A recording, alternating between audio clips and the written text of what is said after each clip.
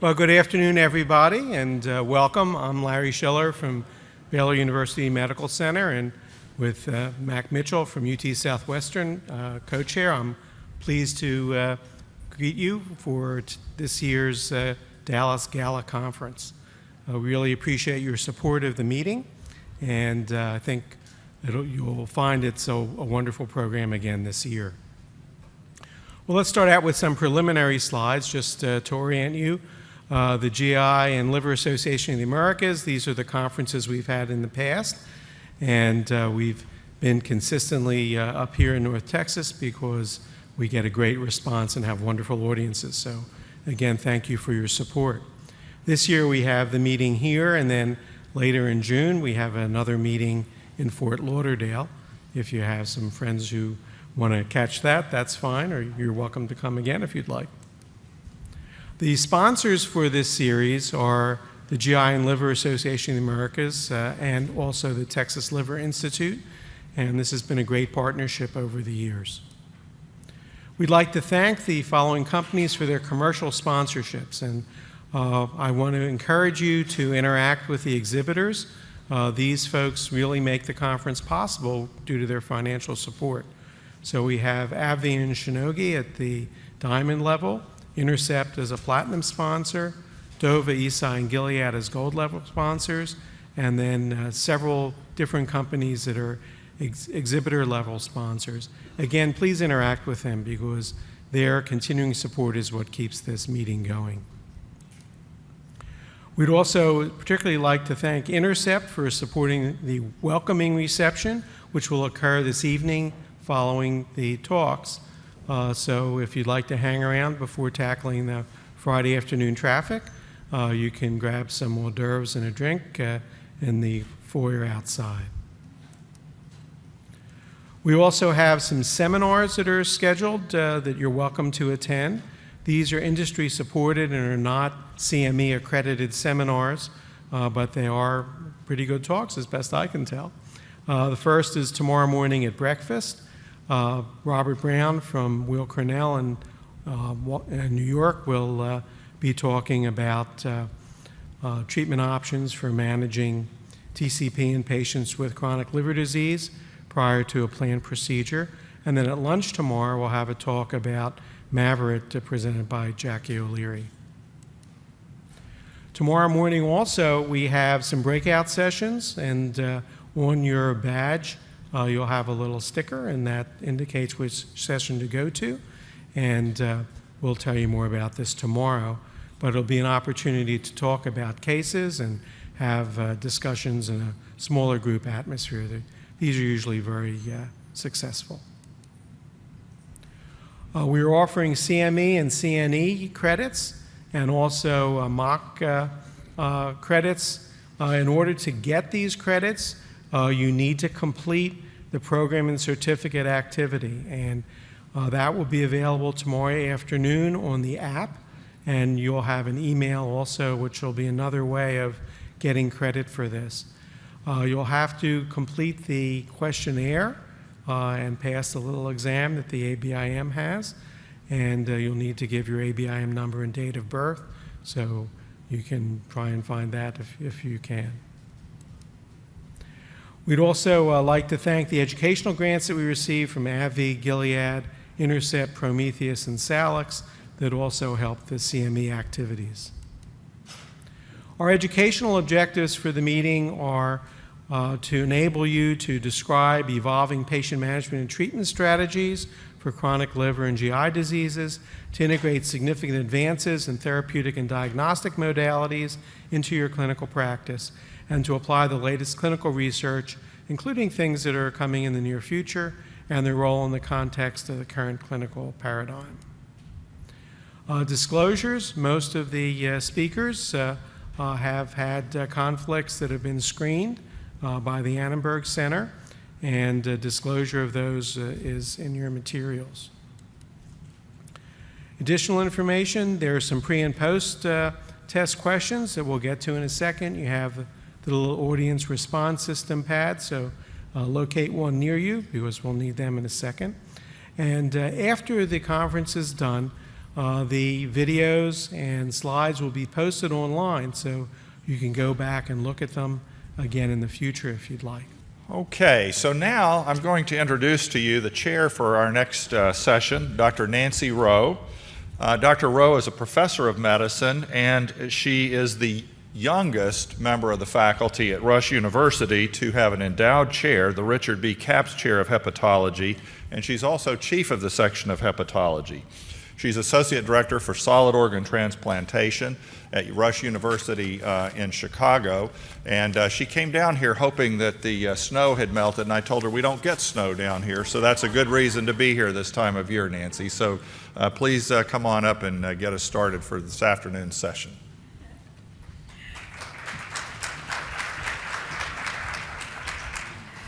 Thank you so much. I cannot be blamed for the 30-degree weather that I think you're expecting on Sunday.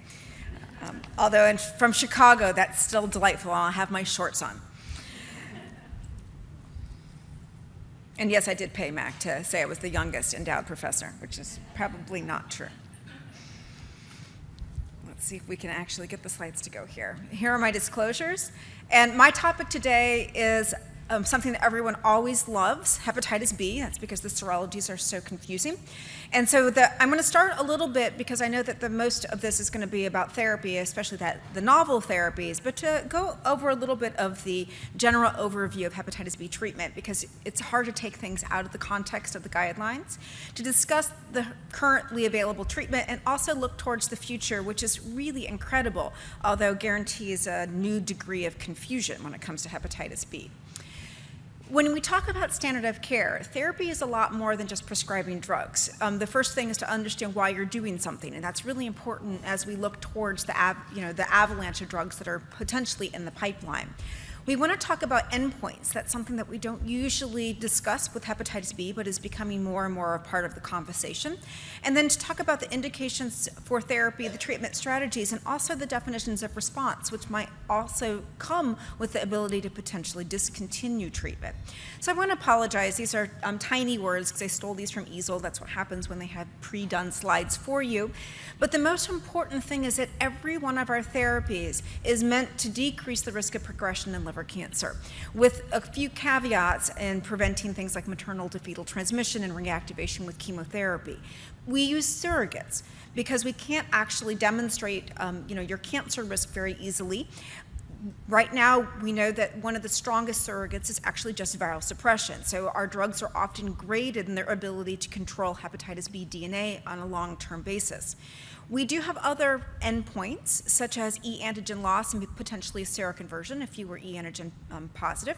You have ALT normalization, which I think that has been a little bit discredited when we could effectively control DNA, but now that we have agents that might kind of push that envelope, I think that we will come back to ALT. And then our optimal endpoint, albeit rare, is surface antigen loss with potential seroconversion.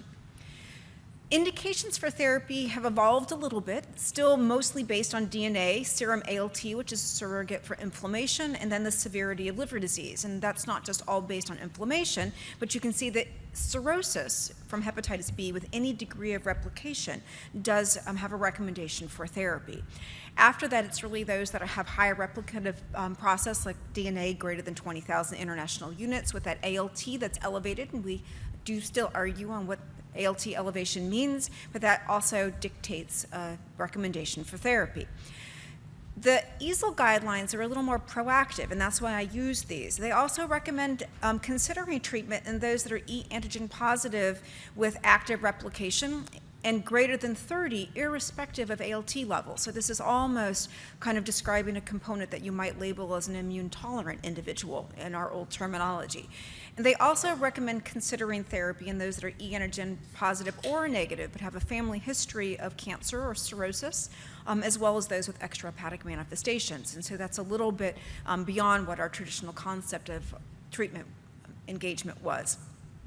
This is the algorithm that says that even, the blue box is consider therapy, start antiviral therapy, but if you don't go down that pathway, every single one of these other boxes tells you you need to monitor your patient, and not just for liver cancer risk, but also for reactivation and for a change in their hepatitis B status. And that includes considering those risks of reactivation in those that are undergoing immune prophylaxis.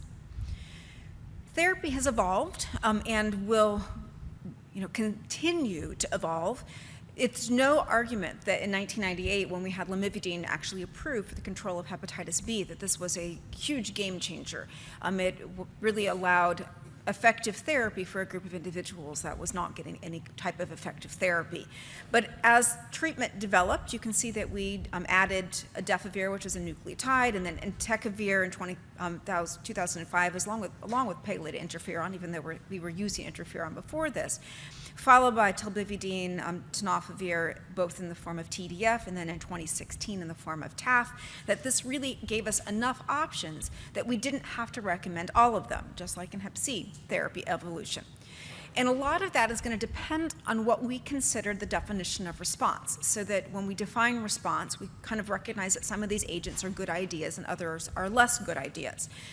Because our biggest surrogate for control is going to be the hepatitis B DNA, most of the time our response is defined in viral suppression, whether that's whether that's the standard oral therapy or pegylated interferon therapy.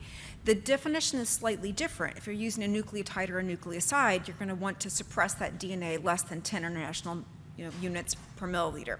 If you're trying to achieve suppression with interferon-based therapy, it's really to push below that 2,000 international unit, which is often used as the metric to start therapy in those that are E antigen negative.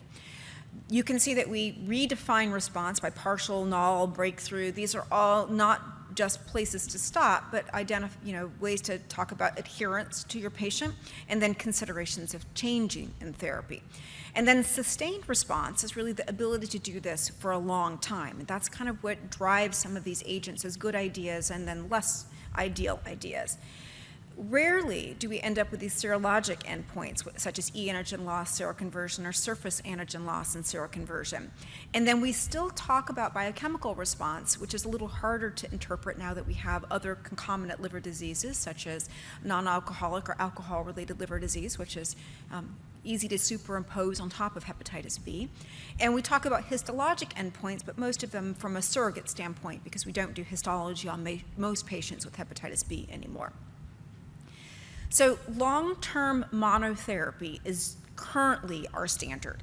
And because it's going to be a long-term monotherapy, we want something that has a high barrier to resistance, so that you don't have to worry about very frequent monitoring and the risk of losing control of the virus.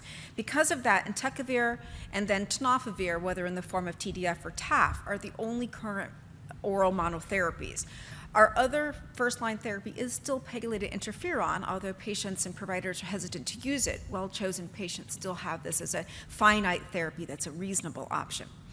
No longer is recommended lamivudine, adefovir, or telbivudine, and that's because when we talk about barrier to resistance, you can see with lamivudine that it had a 70% risk of resistance after 5 years of continual therapy. And although adefovir was lower, it certainly was not appropriate, not acceptable compared to the entecavir and the tenofovir products, which have very minimal amounts of resistance. And this entecavir is in naive individuals. This is slightly different rates of resistance than those that might have pre-existing lamivudine resistance. So that gives us 3 first-line oral therapies. Now, why might you pick one therapy over another? So in some patients, you really don't have to. They're good candidates for any of them. And we can talk a little bit about food choice and things like that, but for the most part, these are all excellent agents. There are, and these are the EASL recommendations. I'll talk a little bit about the ASLD recommendations later, but there are some reasons that you might pick entecavir or TAF over TDF, and that's really, now that we recognize that TDF might have a slight signal in bone density as well as renal alterations, that in those that are predisposed to injuries in that area, you might want to avoid TDF because we now can. Age is one of those components, so think about that question there. If you're over the age of 60, you now have a slightly higher risk of osteopenia and renal insufficiency, and so you want to think about avoiding TDF. If you have pre-existing bone disease or a strong family history or fragility, or you're going to be on chronic steroids, which is going to predispose to osteopenia and osteoporosis, that's another good reason to avoid TDF. And then the renal alterations, it's pretty generous, but you want to consider an alternative agent if your GFR is less than 60, if you have albuminuria, or if you have low phosphate, and then anyone who's predisposed to having, being on hemodialysis should probably think of another agent. So this is some of the information that kind of led to those recommendations. You can see here in this head-to-head study looking at TAF versus TDF, there is a recognizable change in GFR in those that received TDF, as demonstrated in blue, as well as in bone density, both measured in the hip as well as the spine. Because of this, we now know that you have to monitor a little bit more in your patient besides just viral suppression and ALT. So although those are still very important, and remembering that some of your patients are going to need liver cancer screening, we now also are adding renal monitoring and consideration of bone density to your long-term longitudinal monitoring plans. I don't know how well clinicians do this, but you need to remember that these are signals that might come back to influence your decisions in treatment. So what about switching? So this is a busy slide, but is a nice demonstration that if you have someone that begins to show signals in bone density or renal impairment from TDF, and you switch them to TAF, from these graphics on the right-hand side, you can see that those groups come back towards the TAF monotherapy arms, so that it does suggest that there's a reversibility component in these individuals, and that's why monitoring is so important. This is after 1 year. We don't know that if it's recognized 10 years later that you have the same advantage to come back to a better baseline. So ALT, the U.S. treatment algorithm still defines abnormal ALT in men as anything greater than 30 and women greater than 19. But the last iteration of the ASLD guidelines, I think, tried to make that a little bit easier, raising those metrics to 35 and 25. And if you can see on the graphic on the left, it's because it was recognized that higher ALT levels do have a higher risk of developing cirrhosis and liver cancer. And so you really want to look at those metrics to see if you might be able to improve the outcome of your patient as using these biochemical markers. And we do also, I'm not putting the data in here, know that when you switch a person from TDF to TAF, that there was an improvement in some of those individuals that had persistently elevated ALT, now normalizing that. We don't know yet that that actually translates to clinical outcome, but if we use something that looks at ALT in general, you would imagine that there might be an advantage to that patient. This has still not made the guideline recommendations to switch based on ALT levels. I want to go now to the ASLD. I, in full, transparency, did concentrate mostly on the EASL guidelines, leaving out the places where they changed the definitions, which is not what most of us usually use. But there are some differences in the ASLD guidelines, and the first is that they put a statement in there stating that there was no preference between entecavir or tenofovir regarding potential long-term risk of renal and bone complications. But then the language in the rest of the guidelines actually suggests that maybe they don't feel that, but they still put that statement in. They added TAF as a first-line therapy, and they did outline the fact that TAF does have favorable effects on bone and renal abnormalities over TDF, and that you might want to consider TAF or entecavir in patients that are more likely to have renal and bone complications, but still put that in as a more in the fine print. So I want to turn now to discontinuation, because every single one of our patients would like to stop a long-term drug, right? Whether that's for hepatitis B or for hypertension or for diabetes, people would prefer to not take medications if they can avoid it. So long-term therapy with NAs is the norm. We do not tell our patients that they should expect to be able to discontinue, because that's not true for the vast majority of individuals. But there are some times when discontinuation is very appropriate. Anyone who loses surface antigen, is eligible for discontinuation, especially if they also gain or seroconvert to surface antibody. You can consider discontinuing your therapy in an e-antigen positive individual who has lost e-antigen and preferably seroconverted, but it is still recommended to have a 12-month consolidation therapy. Now, we know from our clinical trials that the sooner a person seroconverted, lost e-antigen, gained e-antibody, that led to longer post seroconversion therapy, right? So if the study was designed for a year and you seroconverted in 3 months, you got 9 months afterwards, and those people did better than those that seroconverted at the 11th month and only had 1 month. Now, is the answer really the earlier you seroconvert, the more durable the response? I don't think that we can tell you that. My assumption that that's a good component. But either way, regardless of how long you've been on therapy, it is recommended to continue the agent for at least a full year after seroconversion.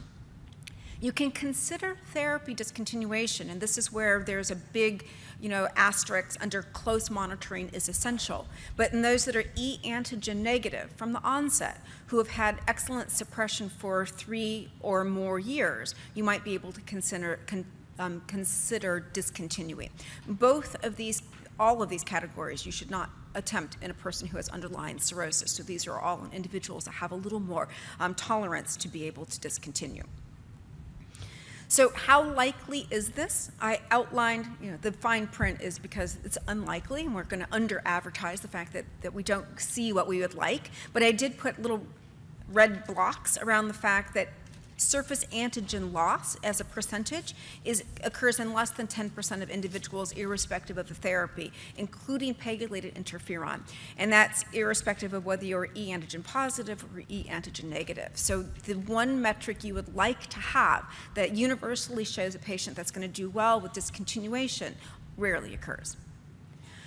That's why we need the future, and the future is exciting. So remember that when we change things, that this results in a lot of changes, not just changes in the agents that you can use. So we will have new definitions. I'm going to talk a little bit about a couple, but there will certainly be more than a couple. We are going to be looking at new biomarkers. Now that makes every board test taker really excited because they already love the hepatitis B questions, right? Because seroconversion, e-antigen, these are just fun things. Now you get to look at other surrogates or biomarkers for cccDNA. You get to look at things that are measuring pre-genomic RNA. You get to look at surface antigen quantification, which we already have the ability to do, but we don't often know how to apply.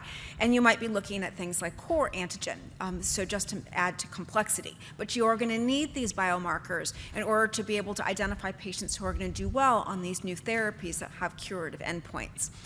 There are obviously new therapies, and when you get these new therapies, you might be able to take these into new populations. So to only treat those that are destined to have disease is like telling someone, who has hepatitis C, who's young, that we aren't going to treat you until you have advanced fibrosis. So this means that you might be able to move into those immune tolerant groups that are allowed to then have a functional or a true cure at a time where they are much less likely to have any type of liver injury that results in a higher risk of cancer and cirrhosis. So we are currently only at this red block or this brown block where we achieve hepatitis B DNA suppression and occasionally e-antigen seroconversion. What we'd like to move towards are these next phases, which is functional cure, which is loss of hepatitis B surface antigen, or complete cure, which would imply that you have eliminated the cccDNA. So the new definitions, cure is eliminating all forms of potentially replicating hepatitis B. That's a pretty high bar. And so because that's such a high bar, a functional cure is now defined as someone who has hepatitis B DNA that is not detectable after completing a finite course of therapy, along with surface antigen loss and thus hopefully a decreased risk of liver cancer. A partial cure would still allow for hepatitis B DNA control after a finite course of therapy, but not necessarily surface antigen loss. Well, how do we do this? When you have things, you try to use them. Think of how many interferon-based studies we did for hepatitis C before we got DAA therapy. So we already know that we have tried to combine nucleotide reverse transcriptase inhibitors. We've tried to add them together. Sometimes that actually worked less well than using either one alone. You can combine them, and there's a typo though, that's NRTI, with pegylated interferon. However, we didn't know if we used them together, if you gave one first, how long do you do it? And the most logical course would be to suppress the virus with the NA first and then add the pegylated interferon to restore T cell response, get rid of that exhausted immune response and restore your innate, functional immune. But unfortunately, those strategies really, in most studies, did not lead to anything different than what you would see with pegylated interferon alone. So just like biomarkers in Hep B, everyone loves pathophysiology, but in order to look at the next wave of therapies, we're really going to have to go a little bit towards actual viral life cycle. So one of the things that you are already very familiar with are hepatitis B entry inhibitors. And that's because we've been using anti-hepatitis B surface antibody for a long time. We use it in post-transplant patients, although less now than we used to. You use it in that active-passive immune response for maternal to fetal transmission, so that's your HBIG. But when we think about hepatitis B, it's complex to get the hepatitis B into the system. The first thing that happens is the envelope has to have a loose association with the heparan sulfate proteoglycan. That brings the pre-S1 protein into close contact with the NTCP, which is a very strong interaction. Because of that, you can either block that response, and there are two agents. Mercledex B is already being looked at for hepatitis B and hepatitis D, and cyclosporin A or alisporivir are substrate analogs, so they interact, they competitively compete for that NTCP spot. And then there are other ways that are also being investigated. After that binding, there's clarithin-mediated endocytosis, and there are agents in development that actually look at interrupting that, such as chlorpromazine. Now, I'm going to skip ahead. I'm not going to go exactly the life cycle way through, but you can imagine that what happens next is your virus comes into the cell. It's in the cytoplasm. It's then pulled by some little tubules into the nuclear pores where the relaxed circular DNA is converted into CCC DNA, and then that is used as a template in the nucleus to generate RNA, pregenomic RNA, which is then sent back to the cytoplasm where it's translated into proteins. This pregenomic RNA, as well as viral polymerase, is then packaged into a capsid, and then that capsid, that intact capsid, can either go back into the nucleus to generate more cccDNA or can be released as an infectious virion. One of the most attractive places to disrupt this is in something that's unique to the virus, right? The more things that we try to do that have overlap with the host, the more likely we are to have complications that we don't really want. And so these capsid assembly modulators, or CAMs therapy, are very attractive, and when you look at drug development, there's a lot of agents coming out in this area. There are two main classes, and none of these I can pronounce very well, but I will learn, I guess. I learned all those Hep C drugs. We'll get these also, but we have phenylpropanate and sulfabenzo derivatives, and then we also have another class of aryl dihydropyrimidines, and in the next slide you'll see how these overlap a little bit. But the first group can selectively inhibit pregenomic RNA packaging. So what it does is it just generates empty capsids. So they might look relatively normal, but they're empty, so they're non-infectious. The second group actually causes aberrant or adhered capsid structures. And when you look at this together, so that the first class, or group A here, really only affects pregenomic packaging, so that the empty capsids. The second really only affects the capsid development, so there's a bunch of dysfunctional capsids. And the sulfamoyl benzamides actually affect both. And these all work much better if you add them to a existing therapy. so that they are definitely an additive and you get more bang for your buck. And these are really exciting. Now, the other two places there's a considerable amount of excitement have a little more risk of toxicity. And we've noticed this because we've lost some of these agents that we were kind of excited with as they went along the pathway. But before that, there are still more nucleotide or nucleoside reverse transcriptase inhibitors in the development. So you have two that are along, and then there are other prodrugs of tenofovir that are being developed. We just don't know if these are going to be any better than the ones that are currently out there. The reason there's still interest here is that you would imagine that if you suppress the virus long enough, you won't actually have any of those capsids to go back and replenish the cccDNA stores. Now, that's not borne out. We have patients that have been suppressed now for decades. And they still have the ability to reactivate. They still don't seem to have an impact on their cccDNA, but it is possible that's just because the polymerase inhibitor was not effective enough.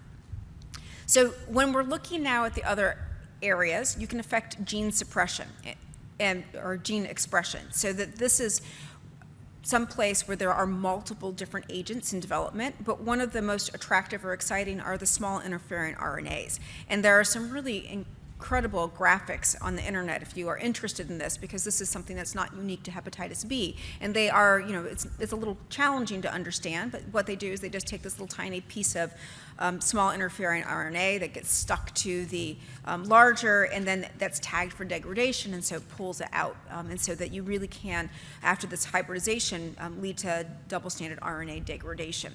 And this affects all steps of your hepatitis B replication. But there are other places, such as antisense oligonucleotides and ribozymes. The other place that's very attractive is actually elimination of cccDNA in and of itself. And this is, again, where we talked a little bit about the fact that strong viral suppression you would think should have done this, but it didn't. So now they're looking at other things, such as ways of directly cleaving the cccDNA. And one of the agents that is farther along in this is your CRISPR-Cas9. Now, this has been in the news a ton. This is being looked at for cancer therapy, for many other, I think that they were looking at it even with thalassemia, so many other processes. And you can think that if it's going to be used in cancer therapy and bloodborne, blood abnormalities, that this does have a higher risk of off-target effects. But this is, again, something that is, very logical and has a good chance of affecting the cccDNA pool. And then you can also actually just target some of the other functions of the hepatitis B polymerase.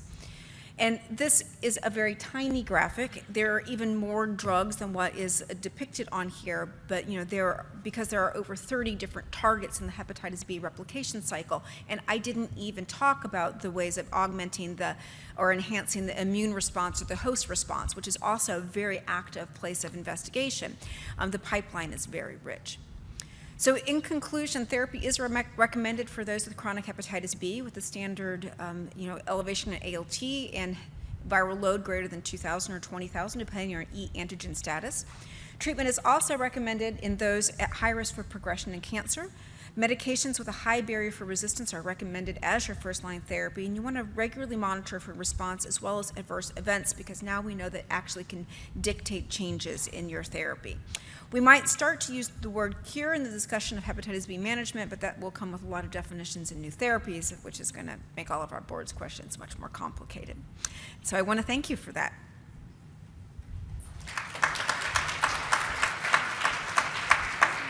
All right, I am now going to ask Eric Lowitz, who I've known a very long time. Eric is a professor of medicine at the University of Texas Health Center. He's also the VP of Scientific and Research Development at TLI, or the Texas Liver Institute. So Eric, please come to the podium.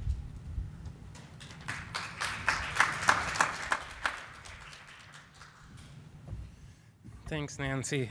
Although hepatitis B is becoming more complicated, hepatitis C is becoming much easier. I isolated a bunch of drugs down into a couple core regimens we'll talk about today. But I used to talk about therapies and all the different therapies that are available and who should be treated with what and what the baseline risk factors were for non-response. But now we can shift from talking about all these new therapies to getting patients access to therapy, right? Because we have 2 core regimens that are on the market with higher than 95% cure rates with adverse event profiles that look like placebo. And ultimately, the big challenge going forward is getting all patients access to these drugs that basically have universal success. So that's what we're going to talk more about today is access and the background in hepatitis C, and we'll touch on therapy, but therapy's gotten much more simple over time. Those are my disclosures. As we know, hepatitis C is a big problem across the world, right? 150 million people infected, about 3.5 million in the US. There's certainly some countries in the world that have high prevalence, Egypt, Mongolia, and a number of high prevalence countries in the world, but all across the world, the prevalence rates are about 2%. One of the big issues in the past, which is getting better with the prominence of hepatitis C in the news, is underdiagnosis. So this is a slide back from 2012, and the problem is probably getting less significant. Back in 2012, 50% of people were undiagnosed. There's still big populations that are undiagnosed, albeit I suspect that percentage is improving over time. When we think about hepatitis C, we all know the natural history of this disease, right?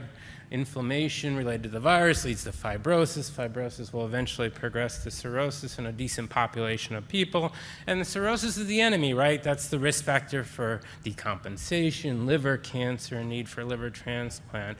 So if we can intervene in this natural history by curing hepatitis C, we can reverse this history, this natural history. Instead of progressing to cirrhosis, people can regress their fibrosis and actually over time go back to normal livers if given enough time after an SVR.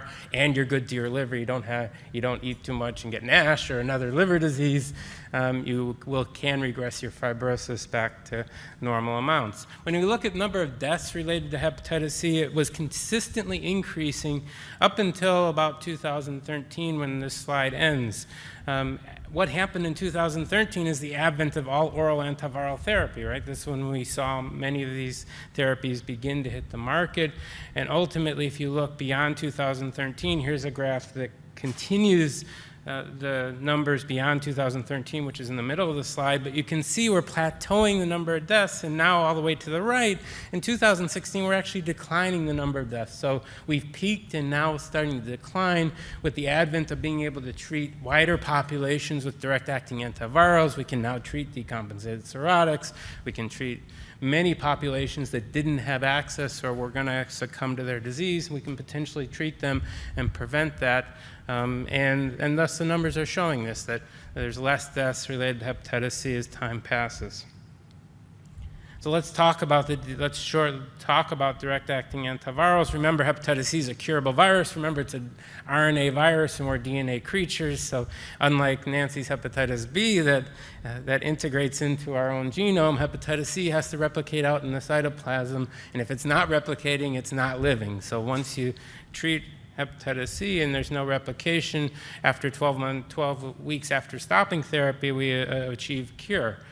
So hepatitis C is very curable, and we certainly hope hepatitis B will become curable over time, and certainly hepatitis B and HIV both have the same problem with archiving and integrating into the nucleus.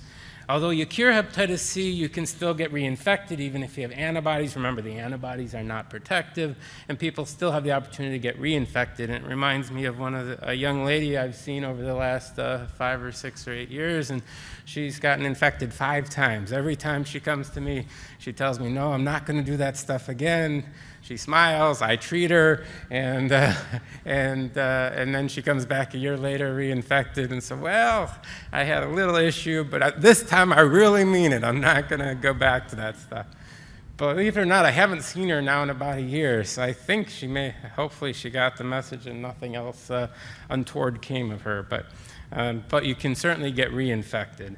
So is what's the impact of treating and curing hepatitis C? We're actually improving natural history of this disease, right? Not only are you getting rid of virus, but we're improving patients' liver health, where their fibrosis is resolving, and those that have cirrhosis at the time of diagnosis will have lower rates of decompensation, they'll have lower rates of hepatocellular cancer, and they'll have lower liver-related mortality rates. Not only liver-related mortality rates, but we've known back in 2012, a landmark article in JAMA by Vandermeer showed all-cause mortality improvement by curing hepatitis C. So not only do we improve liver outcomes, we improve all-cause mortality. That's a big, important thing, right? When you can improve all-cause mortality, that's significant. Although we're very liver-centric, and I always say I have a one-track mind, I think liver, liver, liver. Hepatitis C does do other things beyond the liver disease, which we could talk about at a different time, but remember it has impact in renal disease, it causes insulin resistance. There's some nice slides on myocardial perfusion with and without hepatitis C, and it certainly even it gets in the blood-brain barrier and has some neurologic and psychologic aspects. So hepatitis C does do other things beyond liver disease, and maybe next time we can talk about all the things outside of my one-track mind. So here's a slide summarizing basically my career, which is interesting. I got into hepatitis C in 1995, and over the last couple decades, we've really come a long way, right? We've gone from interferon with low cure rates and high adverse events to the era of direct-acting antivirals. The big change came in 2011 when telaprevir and boceprevir were added to PEG interferon and ribavirin. We struggled cure rates of 10 to 40%. We even tortured people with 72 weeks of interferon to try to squeeze another 5% out of their cure rates.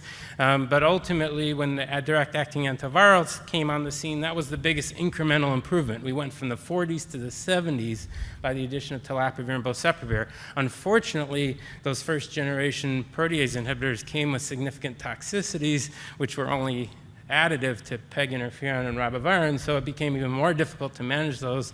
Some of you I see are nodding who lived through those wonderful days.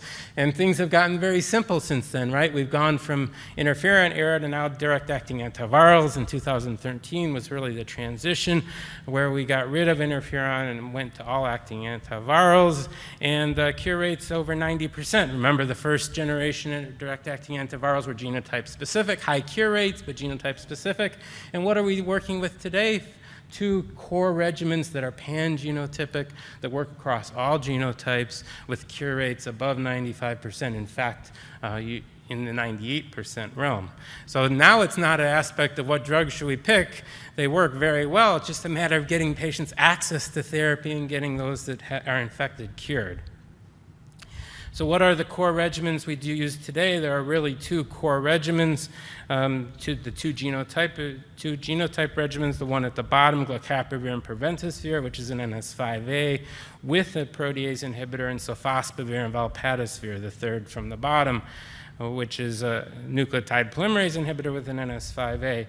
We still have a routine use or availability of sofosbuvir and ledipasvir, which remember is genotype specific, does not work in genotype 2 and 3. And the final regimen in the blue on the screen is voxilaprevir, sofosbuvir, and valpatisvir, which is reserved for DAA failures. And when we look at DAA failures with this regimen, although they're not common, when we have one, this is a very valuable regimen because the data in this showed that 96% of previous failures achieved SVR with this 3-drug regimen. So remember, we have about a 2% failure rate on first round of therapy, and then we have a 96% response rate in those 2%. So what that really means is we have the opportunity to cure 999 out of every 1,000 patients. So it's really only 1 in 1,000 patients that theoretically should be left behind without ability to get cured with the therapies we have available today. So having this 3-drug regimen that's approved for DAA failures with a 96% SVR in those 2% of people that do fail their first round therapy is critical and super important to get those leftovers and get those patients cured. So here are the two core regimens that are both pan-genotypic. In the green, sofosbuvir valpatisvir, Again, both regimens are indicated from stage 0 all the way up to compensated cirrhosis. Sofosbuvir valpatisvir is 12 weeks, irrespective of the presence or absence of cirrhosis. Glecaprevir, and is indicated in treatment-naive or treatment-experienced patients. Glecaprevir and pibrentasvir all the way to the right, also pan-genotypic, also indicated F0 to compensated cirrhosis. The duration are 8 weeks in treatment-naive patients and 12 weeks in cirrhotics. There may be a label change in the future. There was a recent presentation looking at 8 weeks in cirrhotics that had just as good, robust results as we've seen in non-cirrhotics. So we may see 8 weeks for all in the future, but today the label is 8 weeks for non-cirrhotics, 12 weeks in cirrhotics, and a rare patient that needs 16 weeks are primarily genotype 3 treatment-experienced patients. Again, interferon experience does not impact the outcomes in these patients retreated with direct-acting antivirals. So here's one slide. I used to spend the whole 20 to 25 minutes talking about data. I'm going to show you one data slide on outcomes in therapy. And basically, you can see why I'm not going to talk much about it. We have cure rates. You can see a lot of hundreds across the screen, both in sofosbuvir valpatisvir and glecaprevir pibrentasvir. The hardest to treat genotype is genotype 3, but you can see 96 and 98% in this integrated analysis looking at over a number of studies of these two products. So really, they both are highly effective. They both have cure rates around 98%. They're both similar to placebo and placebo-controlled trials as far as adverse events. So just really robust results. We used to call special populations special because they were hard to treat. So we call them special populations, but now all the special populations are not so special anymore because they all respond just as well as not so special populations of the general population. So no matter if you're HIV co-infected, if you have end-stage renal disease, we use glecaprevir and pibrentasvir, which is hepatically metabolized and not renally excreted. If you're a decompensated cirrhotic, we do use sofosbuvir valpatisvir because that is renally excreted and not hepatically metabolized, so ideal in decompensated cirrhotics. Post-transplant DAA failures, all these special populations are not so special anymore. We really have highly effective therapies across basically all populations. The one special population that hasn't been studied is pregnancy and probably won't be, right? We probably can wait until the lady delivers her baby and then treat her after. So is the hepatitis C problem solved? You guys think? Well, from a therapy standpoint, it is, right? I mean, anybody think we need a better drug? I don't know. So not a lot of takers on that. Okay. So we have cure rates above 98%. We have adverse event profile similar to placebo, but we need to get access. We need to get all the patients access. We need to diagnose the undiagnosed and get linkage to care. That's the biggest issue, and it's kind of the catchphrase in 2019 and beyond is linkage to care for hepatitis C therapy. So when we look at overall prevalence rates, according to the Ann Haynes data, this is interesting. You can kind of look at two time periods here. On the left is 2003 to 2010. On the right is 2013 to 2016. This compares antibody-positive patients in the taller bar to viremic patients. So you can see there's a differential. So if you're antibody positive but virus negative, what's that mean? That means you either had spontaneous resolution of your initial infection or you're treated and cured. And you can see the impact of treatment and cure in these two time periods. Look at that delta of 27% in the first time frame on the left versus 43% on the right. So you can see the number of viremic patients are falling with the numbers being treated and cured. And this trend should continue with having high rates of antibody positivity but lower rates of viremia because of all the effective therapies and cures that are occurring across the US. So who are getting new infections today? It's primarily young people. So look at new infections. So you can see the lines are based on age groups, red being the youngest of 20 to 29, and you can see it's those 20 to 29 and 30 to 39-year-olds who are getting newly infected, and that's the one population where the acute infections or new infections are rising. This is with the advent of increasing IV drugs and cheap heroin. Unfortunately, this is a population that's rising in their acquisition of hepatitis C. So we really have now two groups that are really being infected with hepatitis C. We have the baby boomers who have chronically been infected and were born 1945 to 1965, and they were primarily infected from blood transfusions. Here's a little line graph of the blood transfusion risk of hepatitis C below the word baby boomers there, and you can see that up until 1970, the rate of non-A, non-B hepatitis, because remember, hepatitis C wasn't discovered until 1989, so before 89, it was non-A, non-B hepatitis. That was rising. What happened in 1970s, in the early 70s, is we transitioned from a paid blood donor supply to volunteers. So we screened out some infectious diseases by going to volunteers. And then interestingly, also in a similar time in the mid-'80s, a very important new virus popped into the scene. What virus popped into the scene in the mid-'80s? HIV, right? Yeah, HIV popped onto the scene in the mid-'80s, and by screening out HIV from the blood supply, we were able to surrogately screen out some hepatitis C even before we knew it existed as a virus. And then obviously, as it became available as a test, the number of hepatitis C infections from the blood supply declined.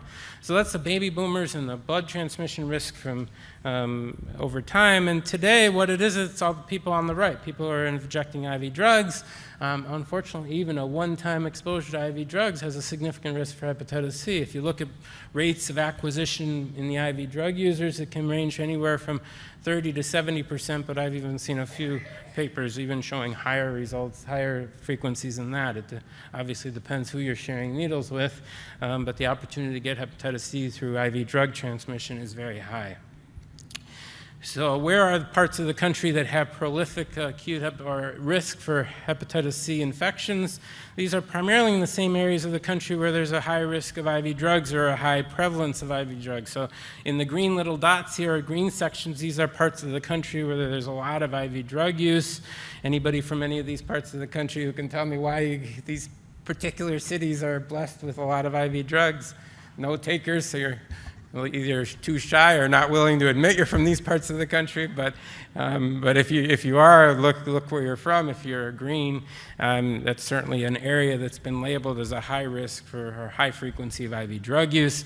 Some of the risk factors might include high unemployment rates, increasing overdose deaths, and high use of opioid prescriptions. So I talked about the two populations infected with hepatitis C, the baby boomers and the young people. And here we can kind of see how this is changing over time. All the way to the left is 2005, where it was really a nice curve with baby boomers being in the center of it. And you can see what's happened from over time, 2012, and then all the way to the right, 2015. There's been a shift in new patients with hepatitis C or patients with hepatitis C, and you can see that now there's two peaks all the way to the right? We have the young patients, and then we have the patients that are the baby boomers. So we really now gone to a double hump prevalence of hepatitis C from a very nice single hump from the baby boomers historically. So the World Health Organization has a goal of global eradication of hepatitis C. That's a very small goal, right? A simple goal, like global eradication. But that's their goal. They want global eradication. What's that mean? The goals, instead of turning it into smallpox, which we all hope that we will eventually, of actually eliminating every case in the world, here's the ultimate goals of this program. The ultimate goals are reduction of new infections by 90%, reductions in deaths by 65%, a 90% reduction in diagnosis, and 80% of people who are infected being treated, 90% coverage of hepatitis B vaccines across the world, making sure 100% of blood transfusions are safe, and making sure healthcare facilities are safe. This says 90%, but I'd like to see that at 100% too. But these are ultimately the programmatic goals of the World Health Organization and their goal for eradication. They would like to achieve all these by so these are the goals for 2030, with the ultimate goal of being eradication and putting hepatitis C where smallpox is today. So hopefully we can get there by 2030, but we're not in the US. We're far from on track. Unfortunately, we're slacking in the ability to meet these goals. So here's a map of the U.S., and only those states in blue are actually on track to meet the goal of 2030.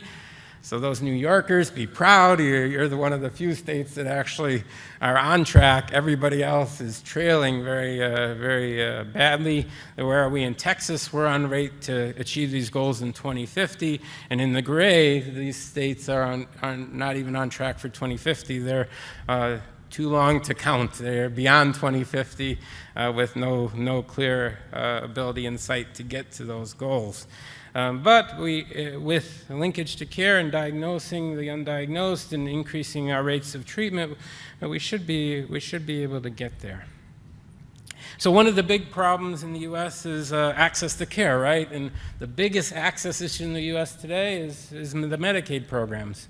If you're not in a state that's gotten sued if their Medicaid program hasn't gotten sued and opened up access, you're in a state potentially that's hard to access. So in Texas here, where we haven't had our Medicaid program sued and we still have very hard access. Illinois with Nancy's area has also been very problematic. There are some states all the way to the right where you can see high rates of treatment across the Medicaid population. In Texas, you can see we're down in the red, and the reds are below 50% treatments, and we're at 32%. So Medicaid programs have different rules in each state. The restrictions can be fairly significant. In Texas, we're mandated that you have to have F3 or F4 disease to be treated. You have to be drug test negative and be a specialist to prescribe. So these are generally the restrictions, and some states have more or less restrictions, but generally the three groups of restrictions: the prescriber, negative drug test, and the stage of fibrosis. So if we're looking to find places to screen, the prisons are a great place to look, right? Why? Because 10 million Americans each year are in the prison system at one time or another. Hopefully none of you are one of those 10 million have been in the prison system, but if you are, you probably didn't get screened for hepatitis C. There's only a minority of states that screen their inmates for hepatitis C.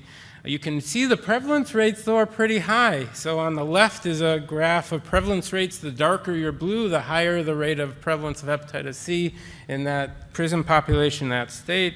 So you can see in the Northwest, there's a high of 20 to 39% prevalence rates of hepatitis C, and in the lighter colors, there's less. And then on the right, you can see very few patients. It's the darker colors that screen, and you can see it's a minority of states. Who treats in the U.S. in the prison system? Very few. Again, it's only the dark shades that treat a large percentage. In Texas, we treat 1 or 2%. So you guys know the testing. I don't have to spend any time. Nancy has many antigens and antibodies to figure out. We just have hepatitis C, yes or no antibody. So it's hepatitis C for dummies up here, antibody positive or negative. Nancy's much smarter than me. She has to figure out all the antigens and antibodies. I just have to do hepatitis C, yes or no. If it's a yes, you then have to figure out if they're viremic or not, right? And ultimately get them referred to care. So what's the AASLD guidelines, recommendations for you in your practice, no matter if you're a treater or not? Have your patients abstain from alcohol. Evaluate them for other causes of fibrosis, HIV, Hep B, NASH. The only thing that matters is, are they cirrhotic or not? If they're cirrhotic, they need HCC screening, and get them vaccinated for hepatitis A and B, educate on transmission, and avoid sharing needles, and HCC screening for patients that have cirrhosis, right? So the one thing you can't do is discharge a patient without HCC screening if they have cirrhosis, even if you've cured them. The best up-to-date, if you need any up-to-date references, hcvguidelines.org. The AASLD IDSA Guidance Committee has continual live updates, and over time they're updated very regularly. So what are the take-home points? We have safe, effective therapies with over a 95% cure rate with adverse events that look similar to placebo. We need to take important steps in identifying patients and linking them to care.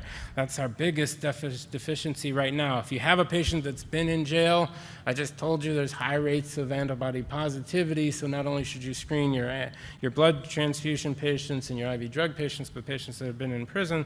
Those are important to screen. We need linkage to care and access and identifying of these patients if we're going to meet the World Health Organization's goal of eradication. And if they have cancer, don't forget cancer screening. So with that, we've talked a lot about hepatitis C and more than therapy, unlike most of the time in the past. You're going to hear now about PBC from my esteemed partner at Texas Liver Institute, Naeem Al-Khoury, who's Associate Professor of Medicine at University of Texas Health and from the Texas Liver Institute. And it would just been an amazing addition. He came from us at Texas Liver Institute from the Cleveland Clinic, where he had an amazing academic career and has only done even more wonderful things for us at Texas Liver Institute. He's going to tell you about PBC.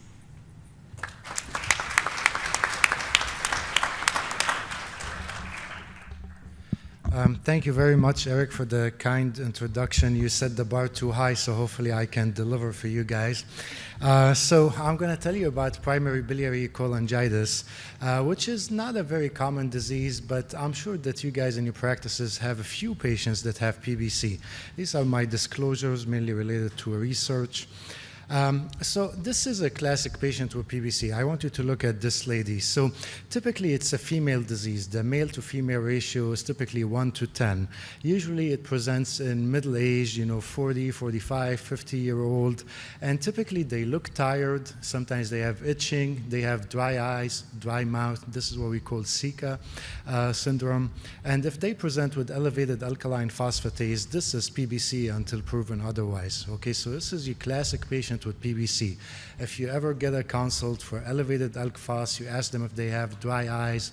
If they tell you they get cavities in their teeth all the time because they have also dry mouth, these are all clues for PBC. So what is PBC? It's a chronic cholestatic liver disease. It's autoimmune in nature. It leads to the destruction of the small interlobular bile ducts, and typically it affects middle-aged females, but I've seen cases in male patients, so do not say it's not PBC because you're seeing a male patient. And it seems like there is rising incidence and prevalence in the recent past. So again, this is a classic patient with PBC. You see it's a female patient. They present typically with fatigue, which is probably the most common symptoms. Pruritus is also common in about 1/3 to 50% of patients. Many of them have other autoimmune diseases, so you always have to check about thyroid disease. This is probably the most common autoimmune disease you see with PBC. Many of them have lupus or celiac disease, so it's always a good idea to ask. They can also have osteopenia, osteoporosis, so you need to do a DEXA scan at baseline when you diagnose someone with PBC. This is standard of care, and then depending on the results, you need to treat or just repeat the DEXA scan every 2 to 3 years. They tend to have high cholesterol. This is classic in PBC, but typically their HDL cholesterol is high, so they do not have increased cardiovascular risk for the majority of patients. They can also, if they have very high cholesterol, they can have what we call xanthomas, although this is becoming uncommon these days. So PBC is an autoimmune disease, but there's certainly genetic predisposition. We see it in families. It's not unusual to diagnose a patient and then find out that their mom had PBC or a sister has PBC. The immune system is triggered by the environment, and there are all these hypotheses. Why is it more common in female patients? And some people have attributed this to nail polish or makeup or maybe recurrent UTIs. That's why you see the E. coli bacteria here. But something triggers the immune system on a genetic background for PBC, and this leads to the destruction of the bile ducts within the liver. Now, PBC is a progressive disease. Typically, the first step is you have the development of the autoantibodies we call anti-mitochondrial antibodies. The main target is an enzyme within the mitochondria called pyruvate dehydrogenase. This leads to the activation of the immune system, destruction of the intrahepatic bile ducts. This is when you start seeing the alkaline phosphatase go up. That can lead due to the buildup of toxic bile ducts to fibrosis within the liver, and then if it progresses long enough without treatment, you can end up with liver cirrhosis and decompensation. And this is when you see the bilirubin going up. So bilirubin is a very important prognostic marker in patients with PBC. If you have someone with bilirubin of 2, 2.5, mild elevations, these are very important and they will portend poor prognosis.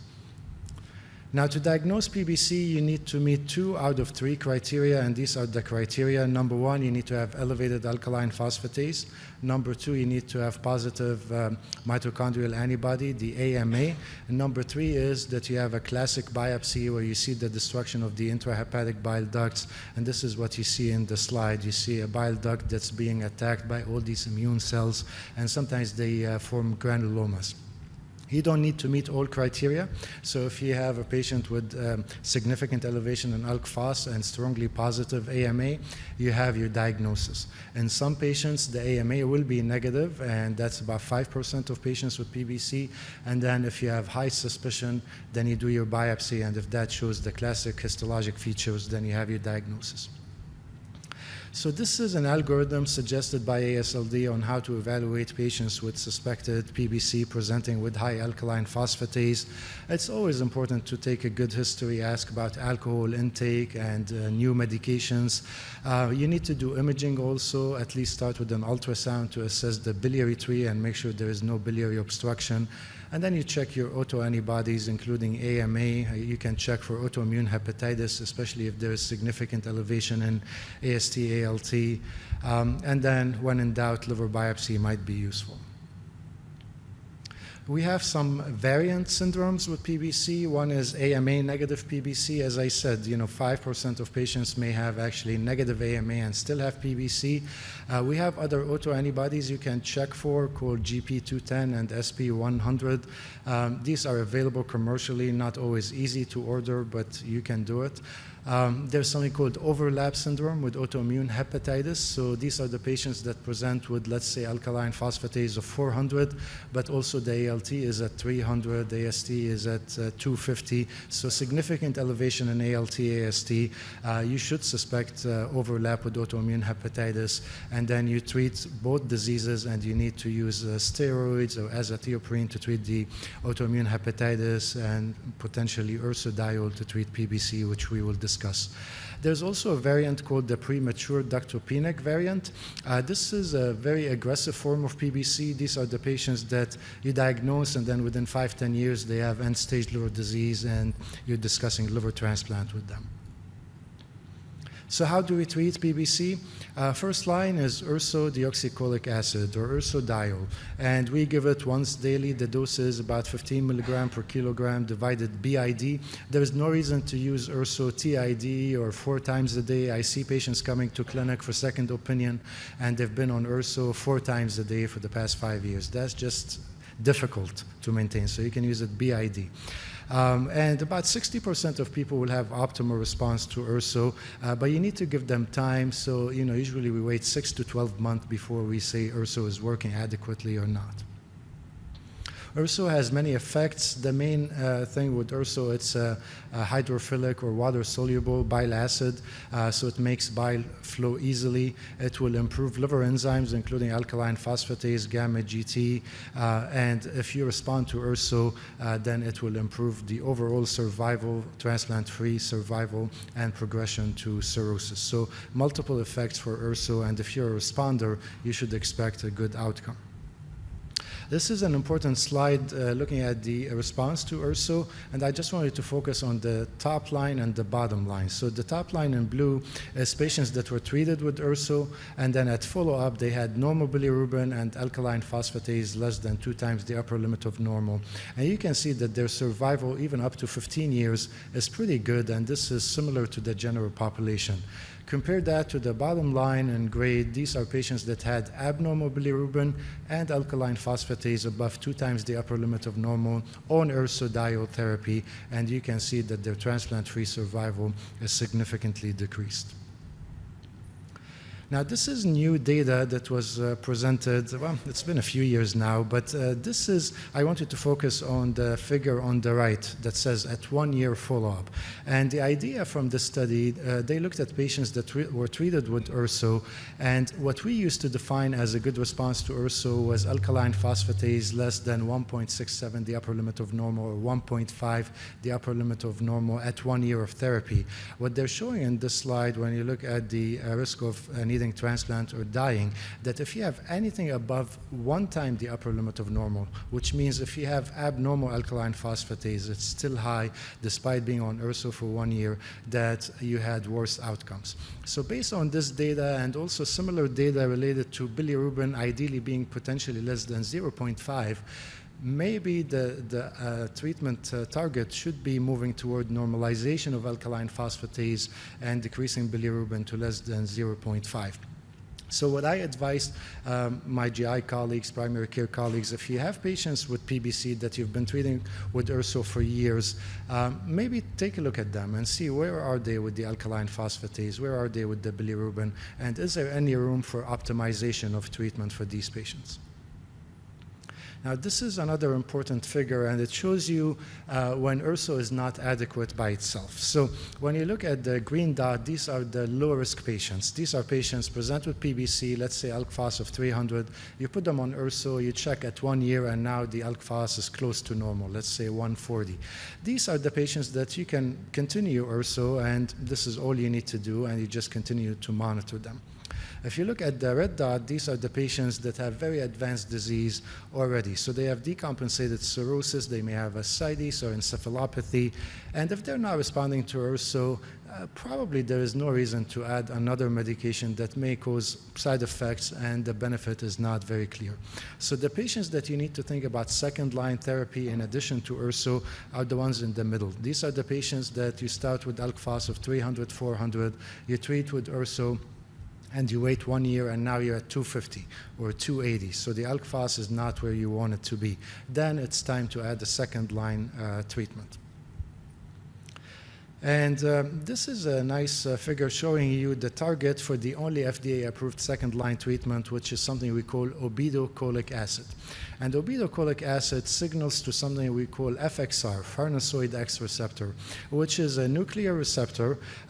It's present in the hepatocytes, and its main function, nuclear receptors typically, they're transcription modulators. They sense a substance, and then they regulate the genes involved in the pathway. So FXR senses bile acids for the most part, and then what it does, it modulates the genes and the enzymes that are involved in bile acid synthesis. And the main enzyme is something we call CYP7A. So when you signal to FXR through obeticholic acid, it inhibits the enzyme that makes you produce bile acids, and this decreases bile acid toxicity in a very simplified way. FXR also is present in the enterocytes, and it makes them produce a hormone called FGF19. FGF19 goes back to the hepatocyte, and it signals also to the same enzyme that inhibits bile acid synthesis. So obeticholic acid, or OCA, is approved now as a second-line treatment for patients with PBC that don't obtain optimal response to URSO. And this is based on a study we call the POISE study. This was a large paper published in the New England Journal of Medicine where they randomized patients to placebo, obeticholic acid high dose from day 1, which is 10 milligram a day. And then the titration arm was obeticholic acid 5 milligrams daily, and then you wait for 6 months in the study, and then if they're doing okay, and the ALK phos is not optimized, then you go up to 10 milligrams daily. And then they had an open phase study that extended the trial for another year, and actually they continued to follow these patients. So this is the primary endpoint from the POISE study, and this was achieving decrease in alkaline phosphatase to, roughly speaking, less than 180, normalization of bilirubin, and getting decrease in alkaline phosphatase by at least 15% from baseline. And basically, you see in terms of efficacy, the low dose and then titration up to 10 milligrams or starting at 10 milligrams had the same efficacy. Roughly speaking, about 50% of patients will respond.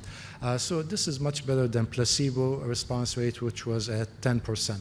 So to put it in perspective, if you have 100 patients with PBC and you start all of them on URSO, you're going to have maybe 60 of them respond to the URSO. You're going to have 40 that need something else. Now, you get these 40 patients on obeticholic acid, and you're going to get additional 20 patients to get the optimal response, which leaves us with another 20% that we need to figure out something else. So this is the data on the alkaline phosphatase response in the POISE study. The first part of the figure is the randomized placebo-controlled part, and then the blue bars represent the placebo patients. These patients were actually started on obeticholic acid after the randomized part, and you can see how they catch up to the treatment arms later on at 12 months of open-label study. One important thing, we said that they did the titration arm and the high dose from the beginning. And the key message here is that when you start with low dose and you up titrate, you have lower discontinuation rate due to pruritus. And pruritus is the major side effect with obeticholic acid. So I said pruritus is part of the disease with PBC, but you start obeticholic acid, you're going to probably get more itching with this drug. So if you start at 5 milligrams and then up titrate to 10 milligrams, only 1% discontinued because of pruritus. If you start at 10 milligrams from day one, that rate was at 10%. And this is an important point that you need to discuss with your patients before you start obeticholic acid. Tell them that pruritus is a side effect. You may develop it. Don't stop treatment as soon as you have new onset pruritus. Call me. We can manage the pruritus, and I can share with you later some strategies that I use in clinic if we have time. So obeticholic acid is approved in combination with URSO. You do not stop URSO when you add obeticholic acid, so it's dual therapy. But if the patient is intolerant to URSO, which is not common, but it happens in 5 to 7% of patients, obeticholic acid can be used as monotherapy. So this is approved by the FDA. In terms of assessing risk of progression and providing your patients with the prognosis for their disease, when we see the patients that we make the diagnosis, we have baseline predictors of worst outcomes. These include age, so if you're diagnosed at a younger age, you may have worse outcomes. You're more likely to need liver transplant. Gender, males, if they have PBC, they tend to have worse outcomes. Certain autoantibodies, and if you have the variant syndrome, these all predict worse outcomes. And then you need to assess also at 1 year of treatment with the URSO, and you see the response in terms of the alkaline phosphatase and the total bilirubin.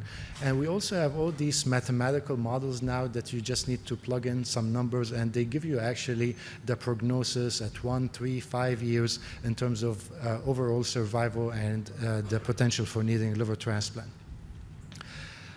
This slide shows the importance of baseline stiffness testing in patients with PBC. So we measure liver stiffness with different modalities. Probably the most commonly utilized one is what we call FibroScan.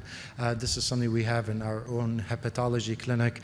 I always tell my colleagues FibroScan is the hepatologist stethoscope, okay?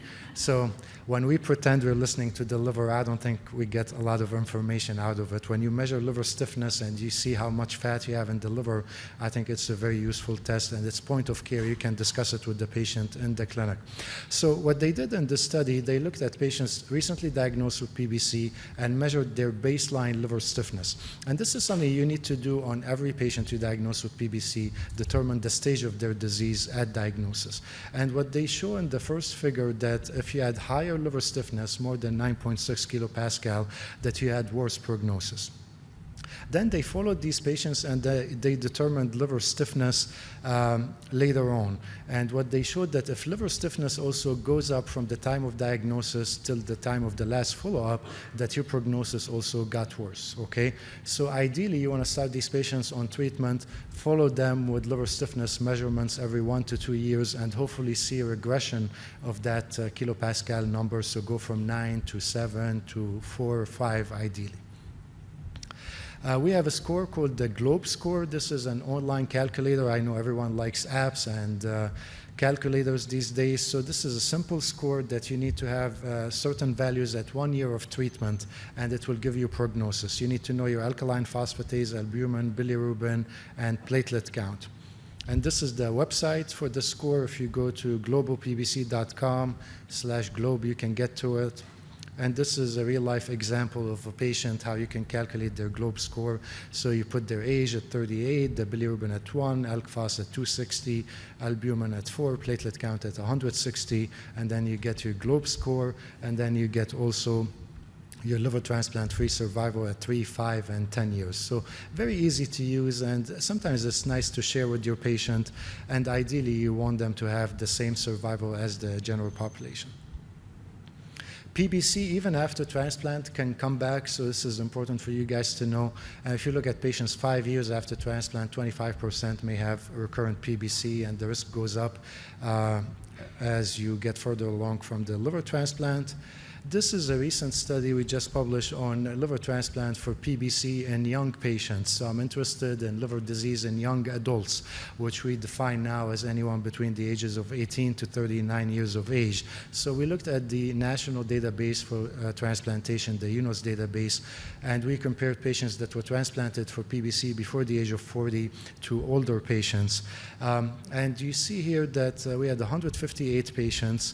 Majority of them did okay after transplant, 75%, but some patients died after transplant, and then we had 17% that had recurrence of the disease and they needed to be relisted for liver transplantation.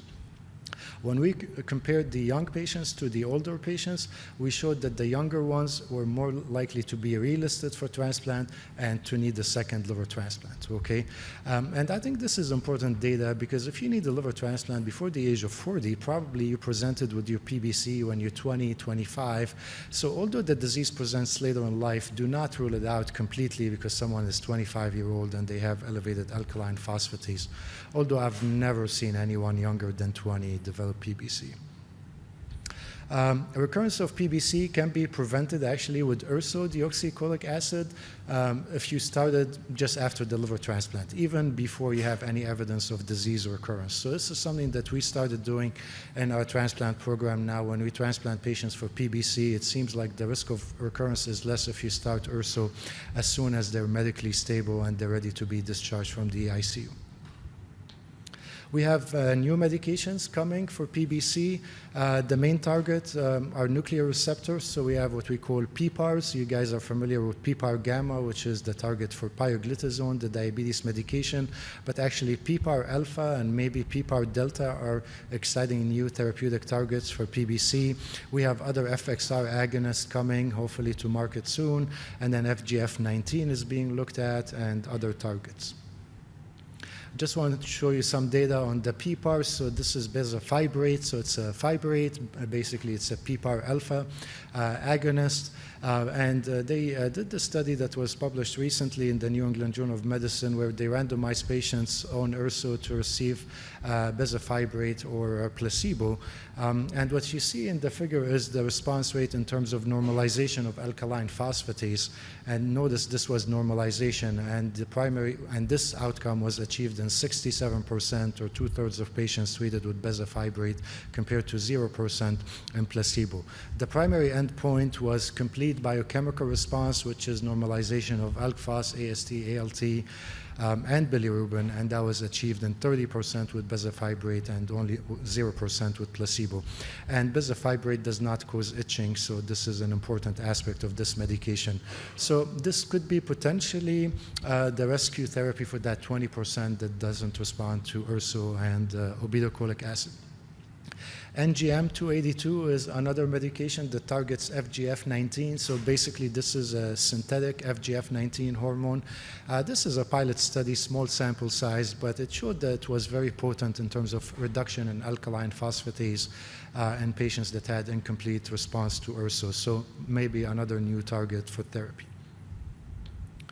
So to summarize, again, PBC is an autoimmune disease. Typically, they present with elevated alkaline phosphatase. When you make the diagnosis, make sure that you stage the disease, obtain a fibroscan. If you need to do a biopsy to make the diagnosis, obviously, you're going to get your fibrosis stage. Think that this is also an extrahepatic disease, so you need to do your bone density scan, check for other autoimmune diseases, check their TSH to check on the thyroid, so it's not only a liver disease.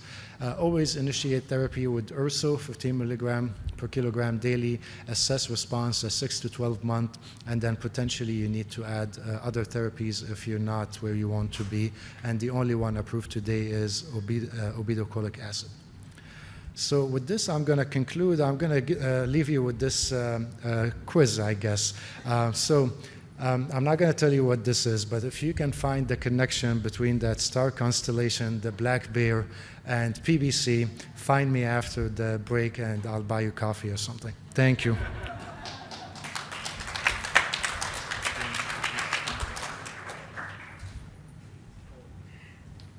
Thank you, Naeem. We're now going to invite Mac Mitchell back up. Mac is going to talk about NASH and NAFLD. He is the Nancy and Jeremy Halbrecht Professor of Gastroenterology at the University of Texas Southwestern Medical Center right here in Dallas. So thank you so much. Plus, he's by far one of the most eloquent speakers I've ever been forced to listen to. Thank you. Nancy, thank you.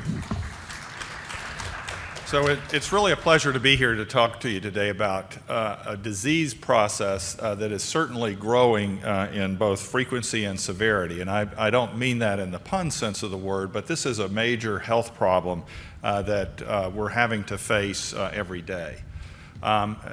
First slide here is just my disclosures. I am going to be talking about some off-label uses of obeticholic acid in the terms of a clinical trial that's ongoing.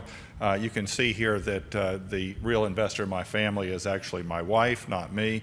She's the one that holds all the stocks. So the first question is, which of the following is worse for your liver, eating too much or drinking too much? And I know for some of you this may be an existential question, but there are data from Italy to actually look at this question. And this study was published probably 20 years ago now. But they divided the population into those who were teetotalers and those who were drinkers. They didn't quantify just be heavy drinkers initially. And they also looked at those people who had a normal body mass index and those people who qualified as obese. And what I think you can see really at a glance is that there does appear to be an additive effect of alcohol consumption and obesity when it comes to the deposition of fat within the liver. Now, the normal amount of fat in the liver is typically less than 5%. So anytime there's more than 5% of fat in the liver, we use the term steatosis or fatty liver disease. Now, to have non-alcohol related fatty liver disease, you should have both steatosis and no evidence of a secondary cause of fat deposition, which I'll show you in just a moment, and not be drinking more than 21 standard drinks per week as a man or 14 as a woman. Now, at first glance, that's actually quite a lot of alcohol because in the United States, a standard drink is 14 grams. So when you add this up, that really says that you're drinking less than a pint a week of spirits.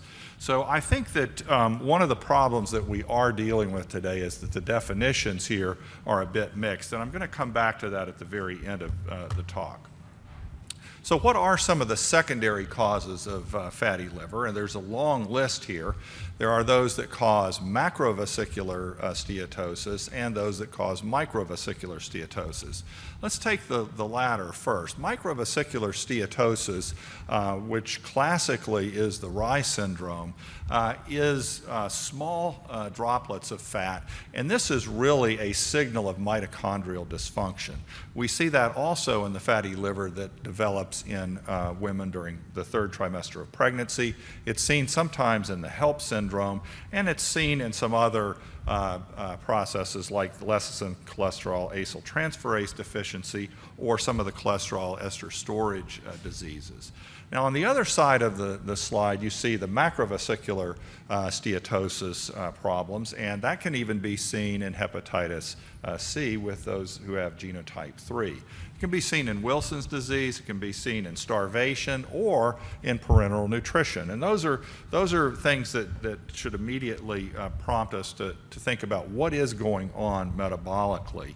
And then there are also a bunch of different drugs that can cause macrovesicular steatosis.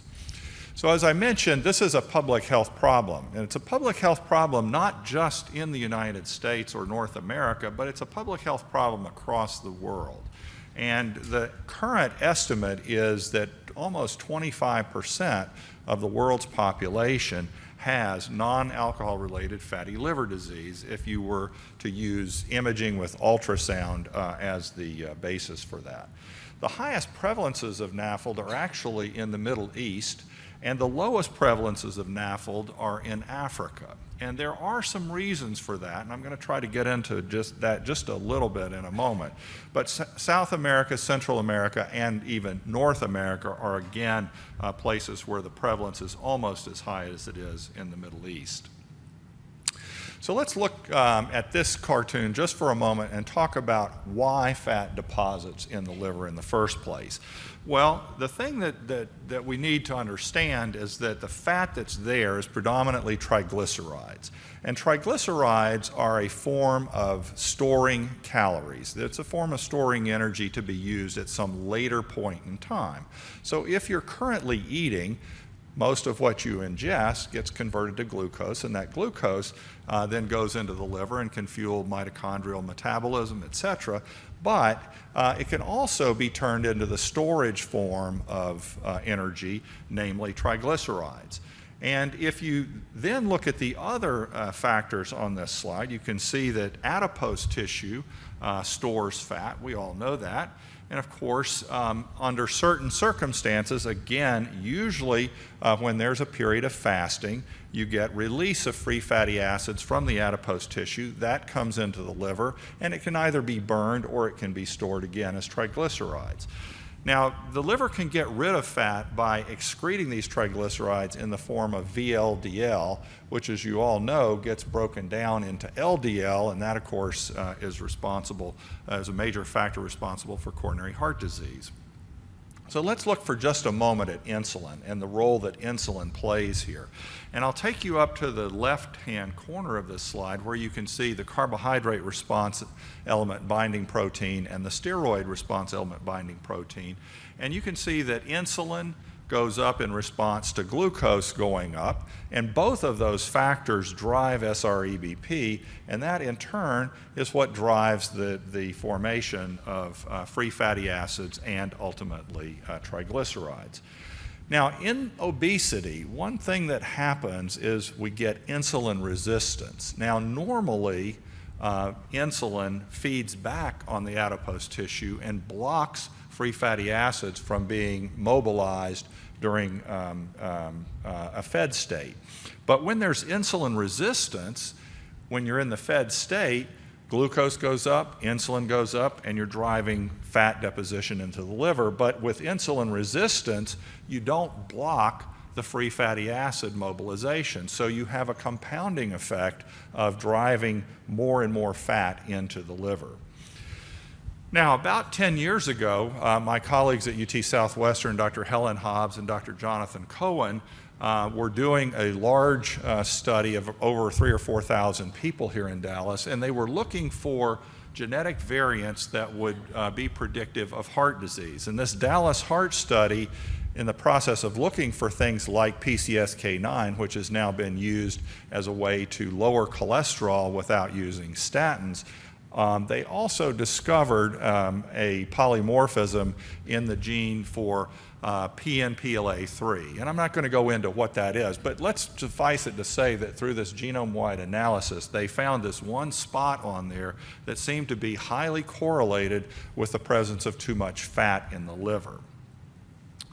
And if you look at the next slide, what you can see also is that when you look at this polymorphism, those who were homozygous for the MM variant had more fat in the liver at any given body mass index than those who were homozygous for the wild type. So even if your body mass index was over 35, you weren't very likely to have fatty liver unless you were either a heterozygote or a homozygote for this PNPLA3 variant. Now, that's actually quite unusual, and when they did the analyses, they found that this was probably the most predictive factor for fat in the liver, at least from a genetic perspective. They've also gone on to identify other variants, including one called TM6SF2, that also seems to have some impact on fat deposition in the liver. And that gene actually works over on the side of blocking VLDL secretion. So as I mentioned a moment ago, this is a worldwide problem. You can see across the globe, those places that have red are the ones where there's the highest prevalence of fatty liver, and those in gray are the ones that have the lowest prevalence of fatty liver. Now, the other thing that you'll see if you look around there is these pie graphs that show you the percentage of the population in each of these areas that has that has a high number of individuals who have this polymorphism for PNPLA3. And what's very interesting here is certainly in Central America, South America, and North America, PNPLA3 is a major determinant of non-alcohol related fatty liver disease, but in places like India, it's not. And so that means there's a lot more going on here than we even knew about just a few years ago. And it means that there probably are other genes out there that we're going to identify that are going to help us understand why this is happening in the first place. So let's talk about how we go about both identifying patients who have this, and then more importantly, stratifying the risk that those people have for going on to more advanced liver disease, because that's really one of the major things that we need to do, is to identify that population so we can pay more attention to them and hopefully reverse this condition. Now, we know that people with non-alcohol related fatty liver disease have an increase in their overall mortality. We also know from a lot of epidemiologic studies that the reason for this is their increased risk of cardiovascular disease. And that all makes sense based on what I showed you just a few minutes ago, namely that all of these metabolic problems that are associated with obesity and associated with type 2 diabetes are also likely to drive up VLDL secretion and therefore drive up LDL in the blood, which is what's leading to the coronary heart disease. Now, with regard to liver disease, it's not the level of the AST or the ALT, but it's the presence or absence and the severity of fibrosis that's the most important determinant of liver-related mortality. And the mean rate at which the fibrosis progresses in patients is actually relatively slow. So this 0.9 doesn't mean anything, but that's the amount that it changes per stage per year. So it would really take you over 20 to even 30 years to go from no fibrosis to stage 3 or 4 fibrosis.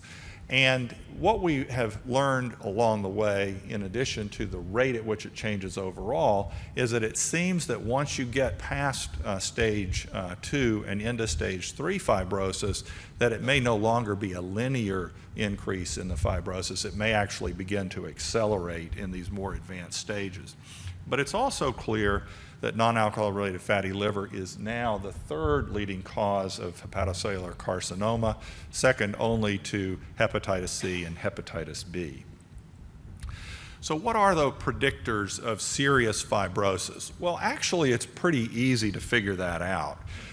When you see patients and you're trying to decide if this patient who likely has fatty liver has more advanced fibrosis, the presence or absence of hypertension, the presence or absence of diabetes, and the presence or absence of visceral obesity are all great clinical clues as to who's at risk for fibrosis. So if you have all three of those, as you can see, the odds ratio is about 1.72. If you don't have either of those two, then your chances of having more advanced fibrosis is not very high. So what is that telling us? Well, it's telling us that the metabolic syndrome is actually a very important driver of fibrosis in patients with NASH. And there are ways that we can be even more quantitative that you're measuring every day in your clinical practice. Those are things like the age, the body mass index, the blood sugar, the AST, ALT, albumin, and platelets. And the NASH, the NAFLD fibrosis score, NFS, actually has a pretty good prediction of presence or absence of serious fibrosis, as does what's called the FIB-4. And you can see from this slide that they're very similar. The NAFLD fibrosis score has 2 or 3 components more than what you have in the FIB-4, but all of these things are really relying on age, aminotransferases, and platelets as ways to predict. Now, there are some additional tests that you can do, like the ELF score, the Enhanced Liver Fibrosis score, or the Fibro test, but those actually are adding additional cost. They may give you a tiny bit better predictivity of the presence or absence of fibrosis, but it's not substantially different from the things that you've already got in hand and can simply look up on the web and use the calculators that are there. Now, one step beyond those scores is vibration-controlled transient elastography. The name of this test keeps getting longer every year. It started out as just FibroScan, now it's VCTE. And what we're doing there is measuring liver stiffness. And you've already heard about this and probably even seen these reports come back on your patients. But we're trying to correlate the degree of stiffness in the liver with the degree of fibrosis. And there's a really strong correlation there. The VCTE can also be used to get what's called a CAP score, which is a controlled attenuation parameter that gives you a percentage of fat in the liver as well. And you can do both of these measurements on the patients at the same time. And it may even be more representative than a liver biopsy would be, considering the sampling variation that we often see. So that if you do a VCTE and you get a score above 9.9 or roughly 10 kilopascals, that really means that you're above stage 2-3 fibrosis. And that's really the people that we want to identify. There's other ways of measuring stiffness. There's magnetic resonance elastography, but it's generally speaking more expensive than the VCTE is. It is a little bit more precise perhaps in stage 2 versus stage 3 fibrosis compared with VCTE. But again, all of these things are semi-quantitative. They're not perfect scores, and there's a lot more imaging type testing that's being developed in this area as well.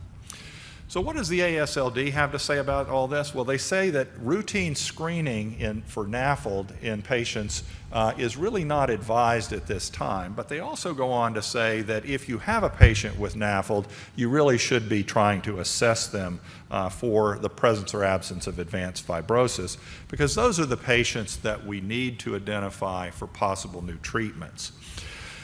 So let's talk about what we can tell our patients today. And I think this paper from the New England Journal of Medicine by Anna Mae Deal and Christopher Day was a very good overview of non-alcohol-related fatty liver disease, because it talked about lifestyle modifications in a way that is a little bit more useful. So if you can get someone to lose 7% of their current body weight, chances are pretty good a lot of the fat deposition that's there will begin to resolve. You should also advise them to limit consumption of fructose-containing beverages. Now, you say, what is that? Well, that's basically any beverage that's sweetened today, and that includes juices, and as well as soft drinks or sodas, because fructose began to replace sucrose as the sweetener in these beverages way back in the 1980s. The first experiment with that was called New Coke. It failed. Coca-Cola went back to the drawing board and decided to titrate in the fructose over a slower period of time until we all got used to it. Now we're all drinking New Coke if you drink sweetened Coca-Cola. And the same is true with all other soft drinks as well. They also recommend limiting alcohol intake. And there's a lot of controversy about whether moderate drinkers have less non-alcohol related fatty liver disease than do abstainers. And there may be some evidence for that because of the improved insulin sensitivity in that population. But there's a real fine line here between what constitutes true moderate drinking and what really is now beginning to drive, I think, a lot of the complications that we're seeing. The last thing I will mention is that there's a number of studies that have come out over the last decade showing that caffeine consumption in the form of coffee primarily may be of benefit in reducing non-alcohol related fatty liver and NASH. So that's something else that you can tell your patients, that even if they can't drink alcohol, they can certainly stop by Starbucks.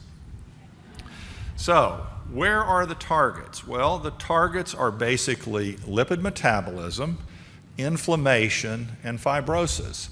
And FDA has now given some guidance around how to evaluate studies, and they're saying you either have to improve fibrosis more than one stage with no worsening of the NASH, or you have to get rid of the NASH with no worsening of fibrosis. Those are the endpoints now for all of our studies, and they've given this guidance, and it's become very useful for the drug development teams to now know what it is that they have to go after in terms of targets. So there's a range of things that have either been studied in phase 2 and 3 trials or that are currently under study in phase 2 or 3 trials, and I've listed them on this slide and also shown where they are impacting, whether it's on the metabolism and stress side or whether it's on the fibrosis side or the inflammation side. So let's look at a couple of these, and then I'm going to go into a few details about 3 of them. So vitamin E and pioglitazone were one of the early ones in the PIVENS trial. Vitamin E didn't do anything for fibrosis. There may be some impact of PPAR gamma drugs on fibrosis, but there's really not much proven at this point. Skipping on down, I'll mention the GLP-1 agonists. Now you've heard about liraglutide. That's actually gaining a lot of favor in treatment of diabetes. It also is one of these drugs that not only treats type 2 diabetes, but it also promotes weight loss. And since weight gain and obesity are major factors here, it would stand to reason that these GLP-1 agonists might have some benefit. Although liraglutide is no longer in trials for NASH, semaglutide now is in trials, and we'll wait to see what happens with that drug. There's also the possibility of attacking fibrosis directly with drugs like simtuzumab, which actually bind up one of the enzymes responsible for development of fibrosis. And you heard briefly about FGF19. There's also an FGF21, which is somewhat analogous, and that is in trials as well. So skipping back to the original PIVENS trial in non-diabetic patients with NASH, primary endpoints were a little bit softer than the ones that are required today, and the patients were randomized to get either vitamin E at 800 international units daily or pioglitazone or placebo.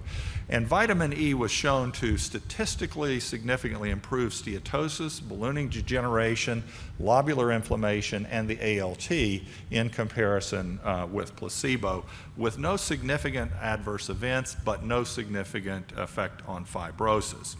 AASLD, however, did come out with a recommendation that vitamin E can be considered as a first-line therapy for non-diabetic patients with NASH, and it's probably safe even in the diabetics. Now, the next drug that I'll mention is elafibranor. This is also now in phase 2, phase 3 clinical trials. It's a PPAR agonist that hits alpha and delta, but not gamma.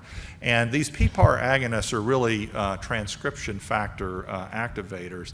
And this one in particular has a high degree of targeting to the liver and really doesn't do much to these same targets in muscle. And it also, because it doesn't have PPAR gamma activity, doesn't induce adiponectin, which may have been one of the things that was responsible for some of the weight gain with the PPAR gamma agonist. It does show improvements in glucose homeostasis, insulin sensitivity, histologic parameters related to NASH. Some of the plasma lipid profiles are also benefited, and there's improvement in markers of liver dysfunction. Now, another drug that is in phase 3 trials is obeticholic acid, and you've heard about this already, so I'm not going to go into a lot of details about its mechanisms of action because there are many mechanisms, but I am going to mention that it does actually block at the SREBP site, and that drives down triglyceride deposition, and it also drives down the expression of PNPLA3, which you've already heard in some populations is a significant contributor to non-alcohol related fatty liver disease. So the REGENERATE study is now past month 18. It's comparing 10 milligrams a day and 25 milligrams a day. So these are relatively higher doses of obeticholic acid than was used in the PBC studies. It also is known that this will increase LDL levels in the blood, and there are some thoughts around how to deal with that side effect. So again, looking at the populations, they started with those in stage 2, stage 3 fibrosis, and they were able to show at 18 months a significant improvement in fibrosis by greater than 1 stage with no worsening of NASH. And they were also able at the high dose to show NASH resolution with no worsening than fibrosis in 12% compared with 8%. Now, once you throw in a second population that has stage 1 fibrosis, it's a little bit easier because of the numbers to see the degrees of improvement here. Now, this certainly is not getting rid of NASH in everybody. It's not curing fibrosis in everyone, but it is promising enough that I'm sure they will continue on down to the next time points. So there's another group of compounds that hit targets for what's called caspase. That's involved in inflammation. And one of those is a pan-caspase inhibitor that inhibits at the level of apoptosis signal regulating kinases. This is selonsertib. And selonsertib had favorable results in phase 2, but the company Gilead reported just last month that there was no change in fibrosis in those people with established cirrhosis at their first endpoint in the STELLAR 4 trials. The STELLAR 3 trial is still ongoing. That's with people that have much earlier stages of fibrosis, and we'll have to wait a little bit longer to see where those studies wind up. So what about other treatments, future things? Well, I've shown you there's a lot of targets here. There's fatty acid synthesis, there's release of fatty acids from the adipose tissue, insulin sensitivity, the entire inflammatory cascade. The microbiome is also a target, and we can talk about that maybe in question and answer. And then finally, bariatric surgery is favored by many people. So there's a lot of promising agents that are in early stages of development and testing. And I think one of the most interesting concepts here is whether we will be able to get to that true precision medicine by looking at some of these genes more carefully and segmenting the populations. We may actually wind up recommending one type of treatment for one group of patients with non-alcohol-related fatty liver disease than in another based on their genetic susceptibility factors. Now, the last thing I will mention is that the combination of obesity and alcohol is bad. And in our trials with alcoholic hepatitis, I would have to say that the majority of people we see now with alcoholic hepatitis are obese. And I think it's quite likely that many of them started out with what we would otherwise classify as non-alcohol related fatty liver disease, and the heavy amounts of alcohol that they're consuming at the time just before coming in the hospital is actually precipitating alcoholic hepatitis and or decompensation of their liver disease in a way that is additive to the underlying non-alcohol related fatty liver. The last thing I will mention is that particularly in India and some other populations, you see a lot of individuals who are lean that have non-alcohol related fatty liver disease, and I am certain that they are going to require a different approach to treatment than the people that we are looking at now, but perhaps there will be some overlap here in this area. So thank you very much for your attention, and we look forward to questions and answers. Naeem and Eric, if Eric is still around. Well, we are going to make you answer all the Hep C questions then. So we are open. I'm going to start, Mac, by just asking you a little bit about what your opinion in statin use is. Yes, thank you for that question, Nancy. I probably should have had a slide to show that statin use is actually quite safe and should be used in these patients. I mentioned that cardiovascular disease is still the #1 reason for mortality in patients with NAFLD, and the statins are safe, and so to reduce their risk of cardiovascular disease, statins would be recommended. All right, so Naeem, there's a question about strategies to help with pruritus, especially if you're going to be considering OCA therapy. Yes, that's a great question. So what I use in my clinical practice when we start OCA, patients are itching more. Antihistamines, sometimes Benadryl at night, it helps them if they need to go to sleep. Questran is a good medication, 4-gram packets. You can use it twice daily, 3 times daily. Make sure you space it out from other medications. This is a bile acid binding resin, so it can actually decrease the efficacy of other medications if you take them at the same time. You can make sure that they keep their skin moist. Use creams, Eucerin cream, Aveeno. Avoid anything that precipitates the itching, whether it's a certain sweater or And then other things that you can utilize include rifampin, but this has also potential for hepatotoxicity, so you have to be mindful of that. And then, you can also adjust the dose. So let's say you start someone on 5 milligrams with obeticholic acid, they do okay, you escalate to 10 milligrams and now they're itching, then maybe go back to 5 milligrams. If they're itching on the 5 milligrams, you do everything and they're still itching, then maybe you can do 5 milligrams every other day. Sometimes we escalate and they start itching, you can maybe do a drug holiday where you stop the medication for a week or 2 and then resume at a lower dose.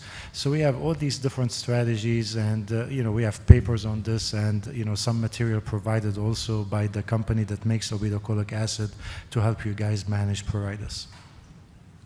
Please do know that you can come to the microphone, so it's a little hard to see up here, but they'll flag me down. So Mac, I'm going to turn to you a little bit. There's a number of questions that are kind of driving towards the role of primary care, both in screening for NAFLD and NASH, as well as therapy for NAFLD and NASH. And then if diagnosis of NASH really requires a liver biopsy. So I suspect as a primary care physician, you might be a little hesitant to retain someone if it requires histology. Great questions. So I think this is really a central area, and I mentioned the fact that we're not advising screening for NAFLD per se, but you all know that you've got patients with diabetes and hypertension in your practices, most of whom are obese, many of whom have other elements of the metabolic syndrome.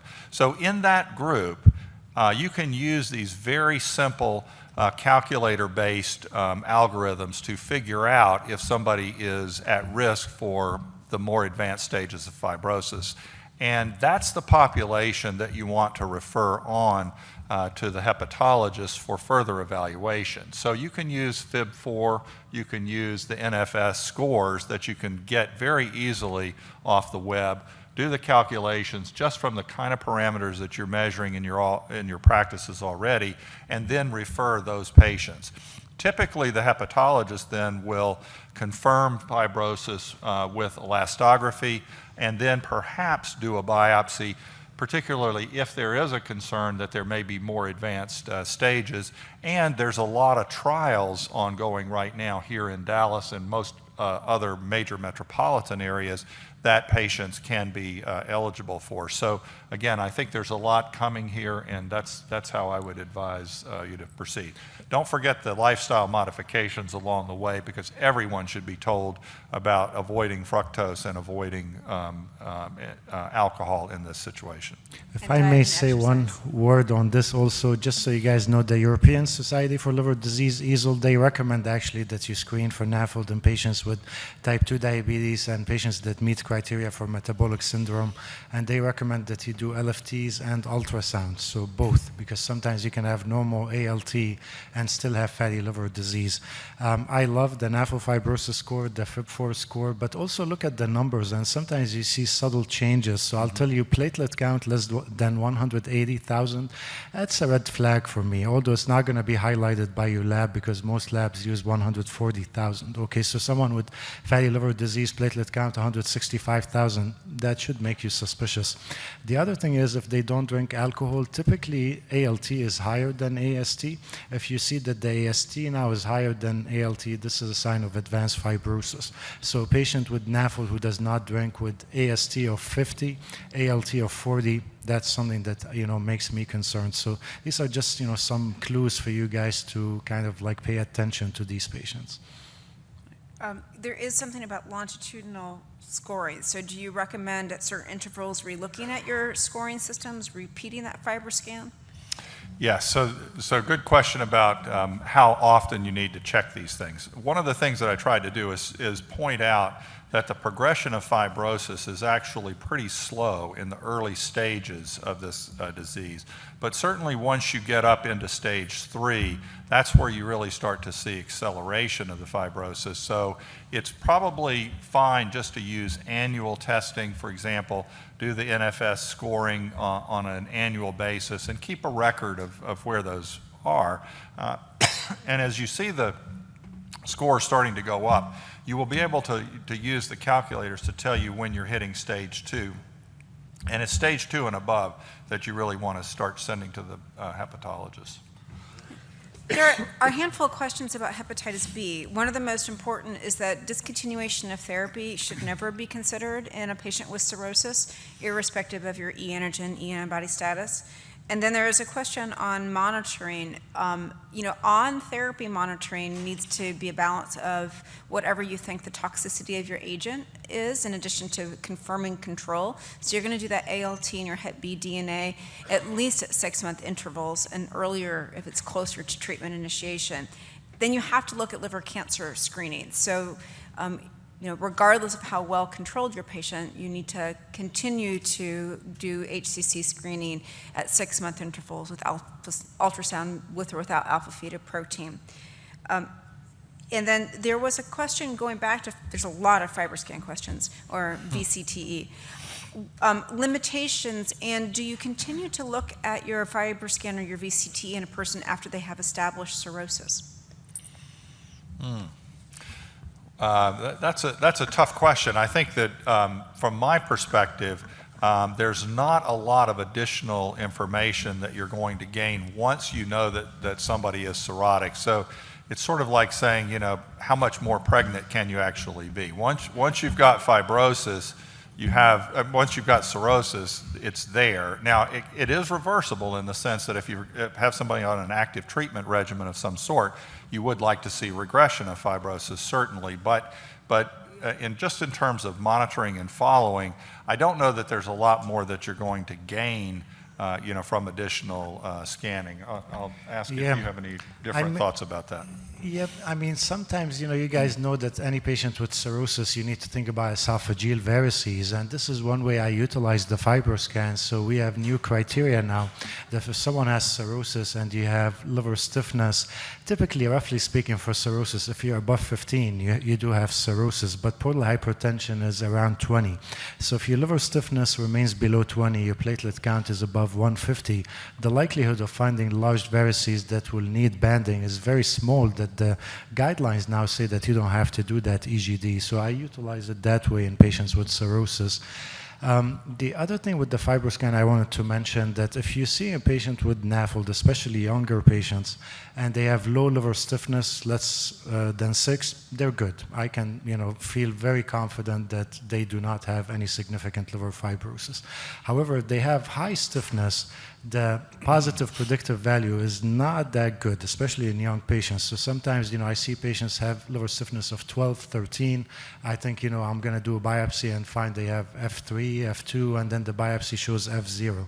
So very good test in terms of negative predictive value to tell someone you do not have significant fibrosis, but, the positive predictive value is not the best. So that's why we like to do an additional test, whether it's a calculator or something like the ELF score or a liver biopsy. But this is an important point in my mind. I don't know if you've seen cases like this. Yeah, I think that I agree with you that a low score is pretty uncommon in a person with advanced fibrosis, and a high score may or may not mean much at all. The scoring system, I don't know, I'll ask you guys, do you use different scoring systems on your fatty liver from your hep C patients? Do you have a different metric liver for one? stiffness? Yeah. So FibroScan is interesting, but we have different probes. So typically the one that comes with the machine is called the M probe. This is for like medium-sized people.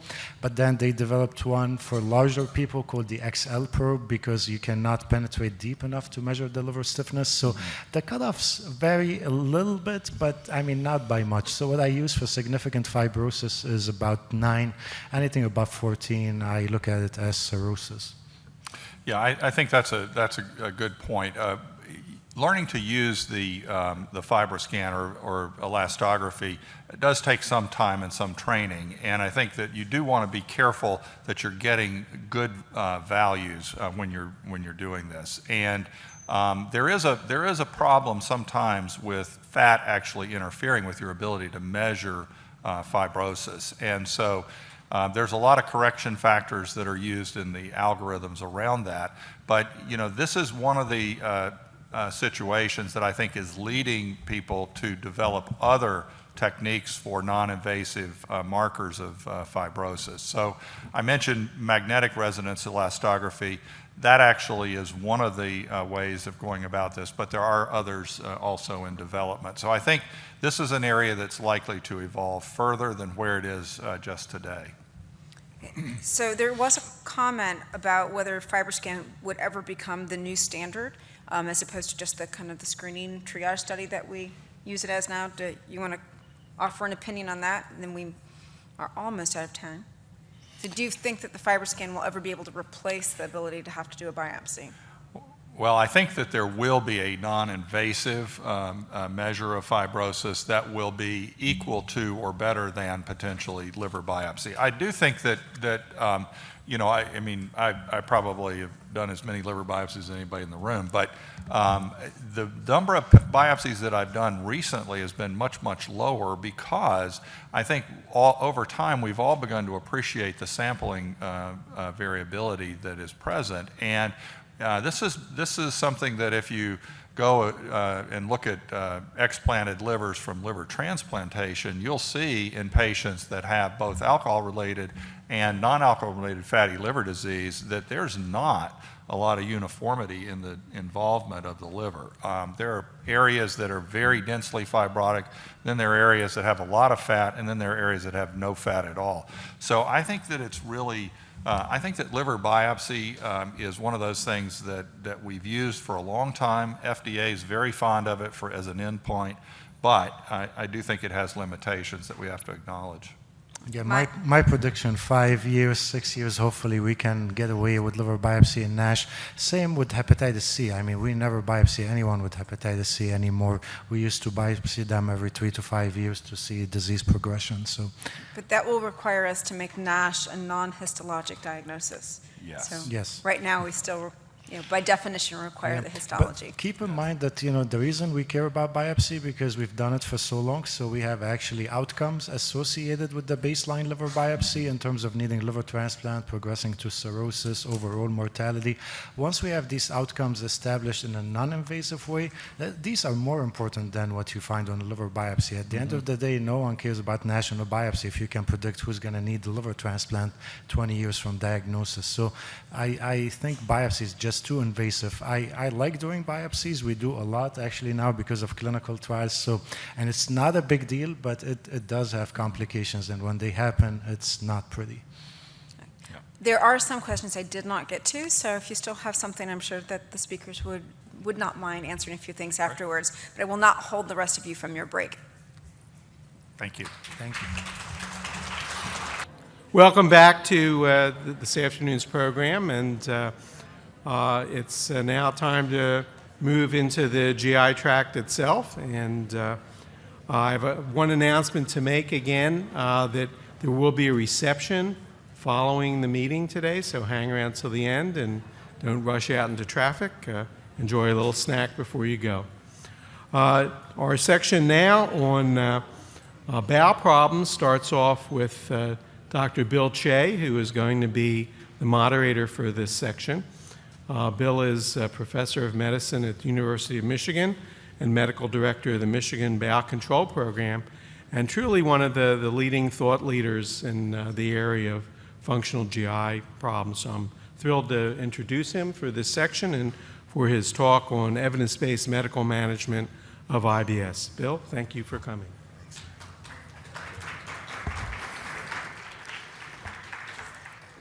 Good afternoon, everybody, and it's my pleasure to lead off this afternoon session on gut-related disorders. We're going to start by talking about irritable bowel syndrome, the most common diagnosis that gastroenterologists manage in their clinical practices on a day-to-day basis. My disclosures. And we're going to start off with a definition. This is the Rome 4 definition. And I don't think the details of the Rome 4 definition are critically important, but the main messages of the Rome 4 criteria are, and that is that IBS is a symptom-based condition that's defined by the presence of abdominal pain and altered bowel habits. And that clinical phenotype can be quite diverse. It can be patients with diarrhea, patients with constipation, or patients with a mixture of both constipation and diarrhea. And there needs to be some chronicity. A patient that's had symptoms for a week doesn't get diagnosed with IBS. It's for the purposes of the definition anyway, there's a requirement for 6 months of symptoms. Now, IBS being a symptom-based diagnosis, realize that the pathophysiology of IBS is diverse. So this is a heterogeneous condition, not one single disease, but a collection of different conditions, probably caused by variable degrees of contribution of a variety of different factors that are depicted on this slide. Things like genetic predisposition, alterations in intestinal permeability, activation of the gut immune system, interactions between, or abnormalities in the interactions between the brain and the gut, all influenced by environmental factors such as stress and food, and influenced by early life events such as, for example, maternal deprivation or trauma as a child. Even things like repeated courses of antibiotics as a child can increase the likelihood of developing IBS. A very interesting bit of information that's been published about quite a bit recently is this whole issue about post-infection IBS. That is that probably somewhere between 7 and 15% of patients following a severe acute gastroenteritis will go on to develop chronic symptoms akin to IBS. Now, why is it important to identify patients with post-infection IBS? The answer is this.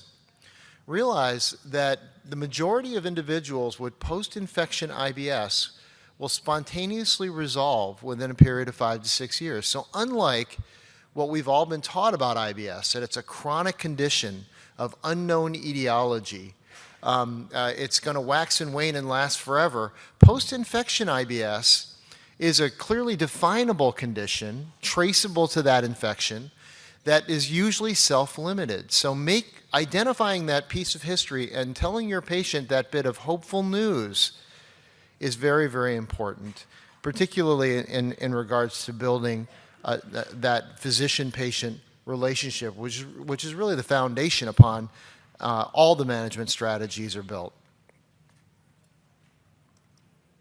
All right, so let's jump right into the different management strategies, and there are quite a few. We're going to first talk about IBS with diarrhea. And what you can see on the slide is that there's a whole bunch of different options. And this really speaks to that heterogeneity in pathogenesis that I just spoke about in the last slide.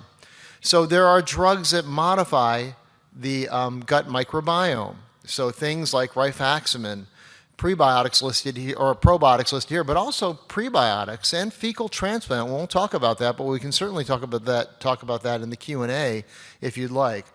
Bile acid binding agents. Realize that the Mayo Clinic group has suggested that up to 25% of individuals with IBS-D have evidence of bile acid malabsorption and therefore might be good candidates for a bile acid binder. Antispasmodics, including peppermint oil, can be very valuable for the treatment of pain in particular, not as much for diarrhea. 5-HT3 receptor antagonists, we'll touch on those drugs, very valuable in the treatment of patients with IBS-D, good for pain and diarrhea. Opioid receptor modulators, you're very used to using loperamide.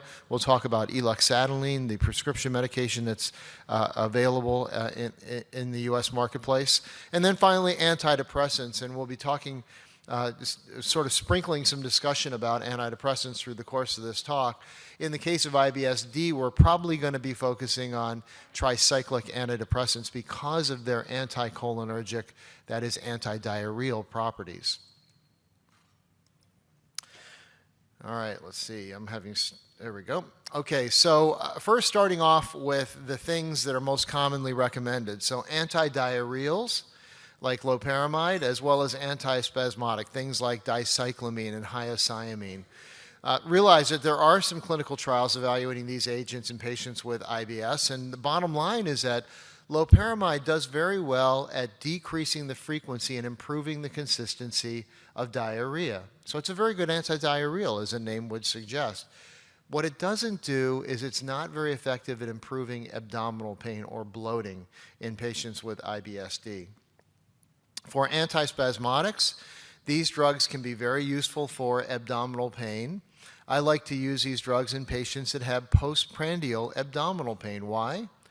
Because the gastrocolonic reflex is hyperactive in many patients with IBS-D, and those hypertonic colonic contractions correlate with reports of abdominal pain and cramping in patients with IBS-D. And here's the important part of that message. Remember that the gastrocolonic response is partially mediated by cholinergic reflexes. So using an anticholinergic makes perfect sense in regards to improving pain as a consequence of a hyperactive gastrocolonic response. What anticholinergics don't do is they don't help with chronic abdominal pain. Okay, so intermittent acute abdominal pain, particularly meal-related, absolutely. Anticholinergics are an excellent choice. Chronic abdominal pain, it's a complete waste of time. All right, how about probiotics? Well, certainly our patients love probiotics. Nowadays it's almost rare to find an IBS patient that comes to your office that hasn't already tried a probiotic or been told to try a probiotic. So what does the evidence say? Well, it turns out there's a lot of evidence on probiotics. Over 50 trials now at this point, 23 on this one, but realize that we've just recently updated this, and there's now over 50 trials evaluating different probiotic supplements in patients with IBS. And when you put them in the meta-analysis grinder, what comes out is that there does appear to be a benefit for overall symptoms of abdominal pain and bloating in patients with IBS using probiotics. Unfortunately, it's very difficult to make recommendations regarding specific probiotic supplements. And that's because while the body of literature suggests benefit, there is not enough evidence to suggest benefits for specific probiotic supplements. I think that the ones that probably have the most randomized controlled trial data are Bifidobacter infantis 35624, that's a line in the United States, 2 randomized controlled trials showing benefits for IBS. The other one is VSL number 3 showing benefits for bloating and flatulence. Idiopathic constipation are largely the same as the treatments that we use for IBS-C. So these include the prescription medications, the prosecretory agents, over-the-counter agents such as fiber and bulking agents, stimulant laxatives, osmotic laxatives, the antidepressants, particularly SSRIs that we've already spoken about, and then finally, the new entry as of this year, the prokinetics. These drugs include prucalopride and tegaserod, both approved by the FDA earlier this year. So starting with the over-the-counter remedies, and first talking about polyethylene glycol, because that's what almost all of us start our patients with constipation on, and for good reason, because polyethylene glycol is a very effective agent at increasing stool frequency and improving stool consistency. It's a very good constipation drug, and it's a very safe constipation drug. The issue for polyethylene glycol is that it does not seem to help with abdominal pain or bloating. And that's why the ACG, in their evidence-based monograph, concluded that there's no evidence that PEG improves overall symptoms and pain in IBS. So very good drug for constipation, not a very good drug for abdominal pain and bloating. When you're starting, of course, I think you're all familiar with the starting dose of 17 grams. And this says 4 to 8 ounces. I actually like to use 10 to 12 ounces of fluid with each dose of PEG. And you can certainly titrate up if you need to. It's probably best to do that over the course of weeks as opposed to days. Some patients will develop side effects like bloating, gas, and diarrhea, of course. For the prescription medications, there are several now that increase intestinal chloride secretion. And they primarily target either the CLC2 channel or CFTR, the cystic fibrosis transmembrane regulator. Lubiprostone acts directly at the CLC2 channel.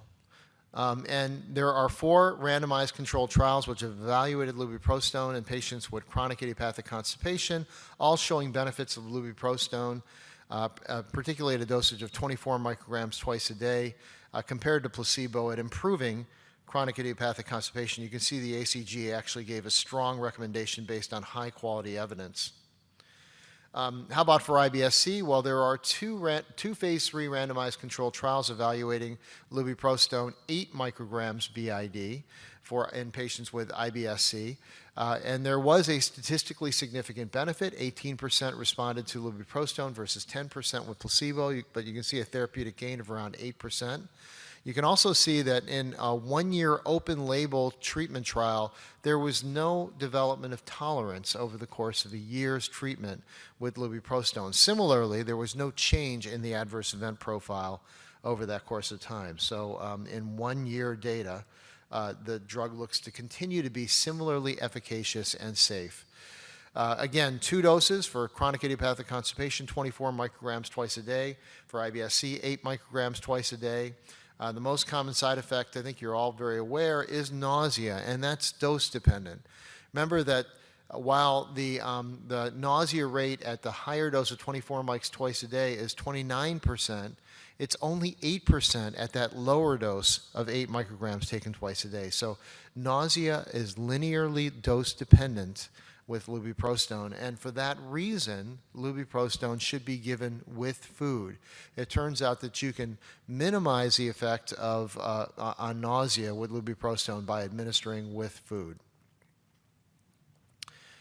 Now, that differs from drugs like linaclotide and plecanatide. These drugs work through a second messenger pathway. They activate the guanylate cyclase C receptor on the enterocyte. That leads to the intracellular production of cyclic GMP. Cyclic GMP then opens CFTR. So lubiprostone acts directly on the CLC2 channel. Linaclotide and plecanatide act on the GCC receptor, increasing cyclic GMP, which opens CFTR. Linaclotide has been shown to be superior to placebo in patients with chronic idiopathic constipation, 3 randomized controlled trials. ACG rated this as strong evidence or a strong recommendation for its use in patients with chronic idiopathic constipation based upon high-quality randomized controlled trials. For IBS-C, 2 phase 3 randomized controlled trials. Here, just over a third of patients with linaclotide experience improvements in abdominal pain and stool frequency compared to around 14 to 15% with placebo. Overall, linaclotide is fairly well tolerated. The one exception to that, of course, is diarrhea. So remember that around 20% of patients treated with linaclotide will develop some degree or will report some degree of diarrhea. There are 3 different doses that are available, 72 micrograms and 145 micrograms for chronic idiopathic constipation, 290 micrograms, all these doses are once a day for IBS-C. For linaclotide, unlike lubiprostone where we dose with food, remember that linaclotide is dosed 30 to 60 minutes before a meal. So you want to dose this in a fasting state, not with food. If you dose linaclotide with food, you will increase the likelihood of the patient developing diarrhea. Okay, so you do not want to dose with food unless you're trying to go for additional efficacy. Plecanatide, also 2 phase 3 randomized placebo-controlled trials in chronic idiopathic constipation as well as IBS-C, indicated FDA approved for both indications. You can see the data in IBS-C, around 20 to 30% of patients in the 2 trials experience improvements in abdominal pain and stool frequency compared to around 14 to 17% with placebo. The most common side effect with plecanatide, also diarrhea, although the diarrhea rates in the plecanatide studies appear to be a little bit lower than linaclotide. There's been some debate about how the diarrhea was assessed in clinical practice. I think we'll figure out over time whether there is less diarrhea with plecanatide or not. But overall, plecanatide, a very well-tolerated drug. I mentioned to you a moment ago that there are 2 new entrants into the chronic constipation market, not IBS-C, but chronic constipation market as of earlier this year. And those are prucalopride and tegaserod. So prucalopride is a 5-HT4 agonist that has prokinetic properties throughout the GI tract. So it does accelerate colon transit, but it also accelerates gastric emptying, interestingly. This is data from one of the 5 phase 3 placebo-controlled trials evaluating prucalopride in patients with chronic idiopathic constipation. You can see that around 24 to 27% of patients improved with one of 2 doses, either 2 milligrams or 4 milligrams prucalopride versus placebo. The most common side effect with prucalopride is not a GI side effect, interestingly. The most common side effect of this systemically absorbed drug is headache. So, one interesting observation, the luminally acting drugs, lubiprostone and linaclotide, most common side effects are local. They're GI side effects. For systemically absorbed prucalopride, the most common side effect is actually headache. This is data for tegaserod. Tegaserod is one of the only drugs that's actually been studied in patients with IBS and a mixed bowel pattern. This is a study that we did a number of years ago now, but just around the time that this drug was taken off the market, where we actually showed that tegaserod was of almost identical efficacy, you could argue maybe even better efficacy, in patients with IBS-M compared to IBS-C. And it underlies this point that I believe. I believe that most IBS-Ms are actually IBS-C patients that have alternating constipation and diarrhea because of constipation. So the key points here: IBS is a symptom-based condition of diverse clinical phenotype and pathogenesis. Evidence-based treatments that improve symptoms of IBS-D include olocitron, ondansetron, TCAs, SSRIs, rifaximin, eloxatiline, and peppermint oil. PEG improves constipation but not abdominal pain or bloating in IBS-C. And high-quality evidence supports the efficacy of lubiprostone, linaclotide, and plecanatide in both IBS-C and CIC. So with that, I'll stop and thank you very much for your attention.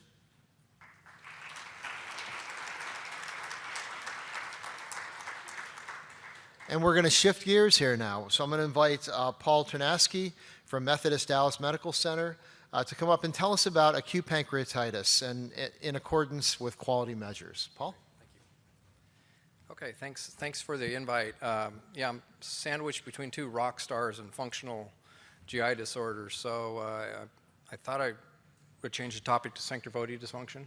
Well, okay, so we're going to talk acute pancreatitis, obviously very objective GI diagnosis. And I think I'm doing something wrong because everybody else has a bunch of financial disclosures, and I'm number one, most happy that my wife's not here because she would say, how come they're getting, and so. But I do have some professional disclosures. These are really more confessions. So I've spent a good part of the early part of my career, and still, but a lot then causing pancreatitis. So this was in high-risk ERCP, and I had a lot of sleepless nights for many, many years in treating difficult patients and having difficult cannulations. The middle part of my career spent on trying to prevent pancreatitis, post-ERCP pancreatitis, through these strategies, techniques, guide wire cannulation, and then with post-ERCP prophylaxis with prophylactic pancreatic stenting. So if you can't beat them, join them. So now we're talking about currently working on management of pancreatitis. Okay, so we're going to talk about acute pancreatitis. We're going to talk about the management of acute pancreatitis care according to quality initiatives, the difference between clinical practice guidelines and quality indicators, and then we'll go into the Acute Pancreatitis Task Force on Quality, some of the methodology, our validated quality indicators, and future directions.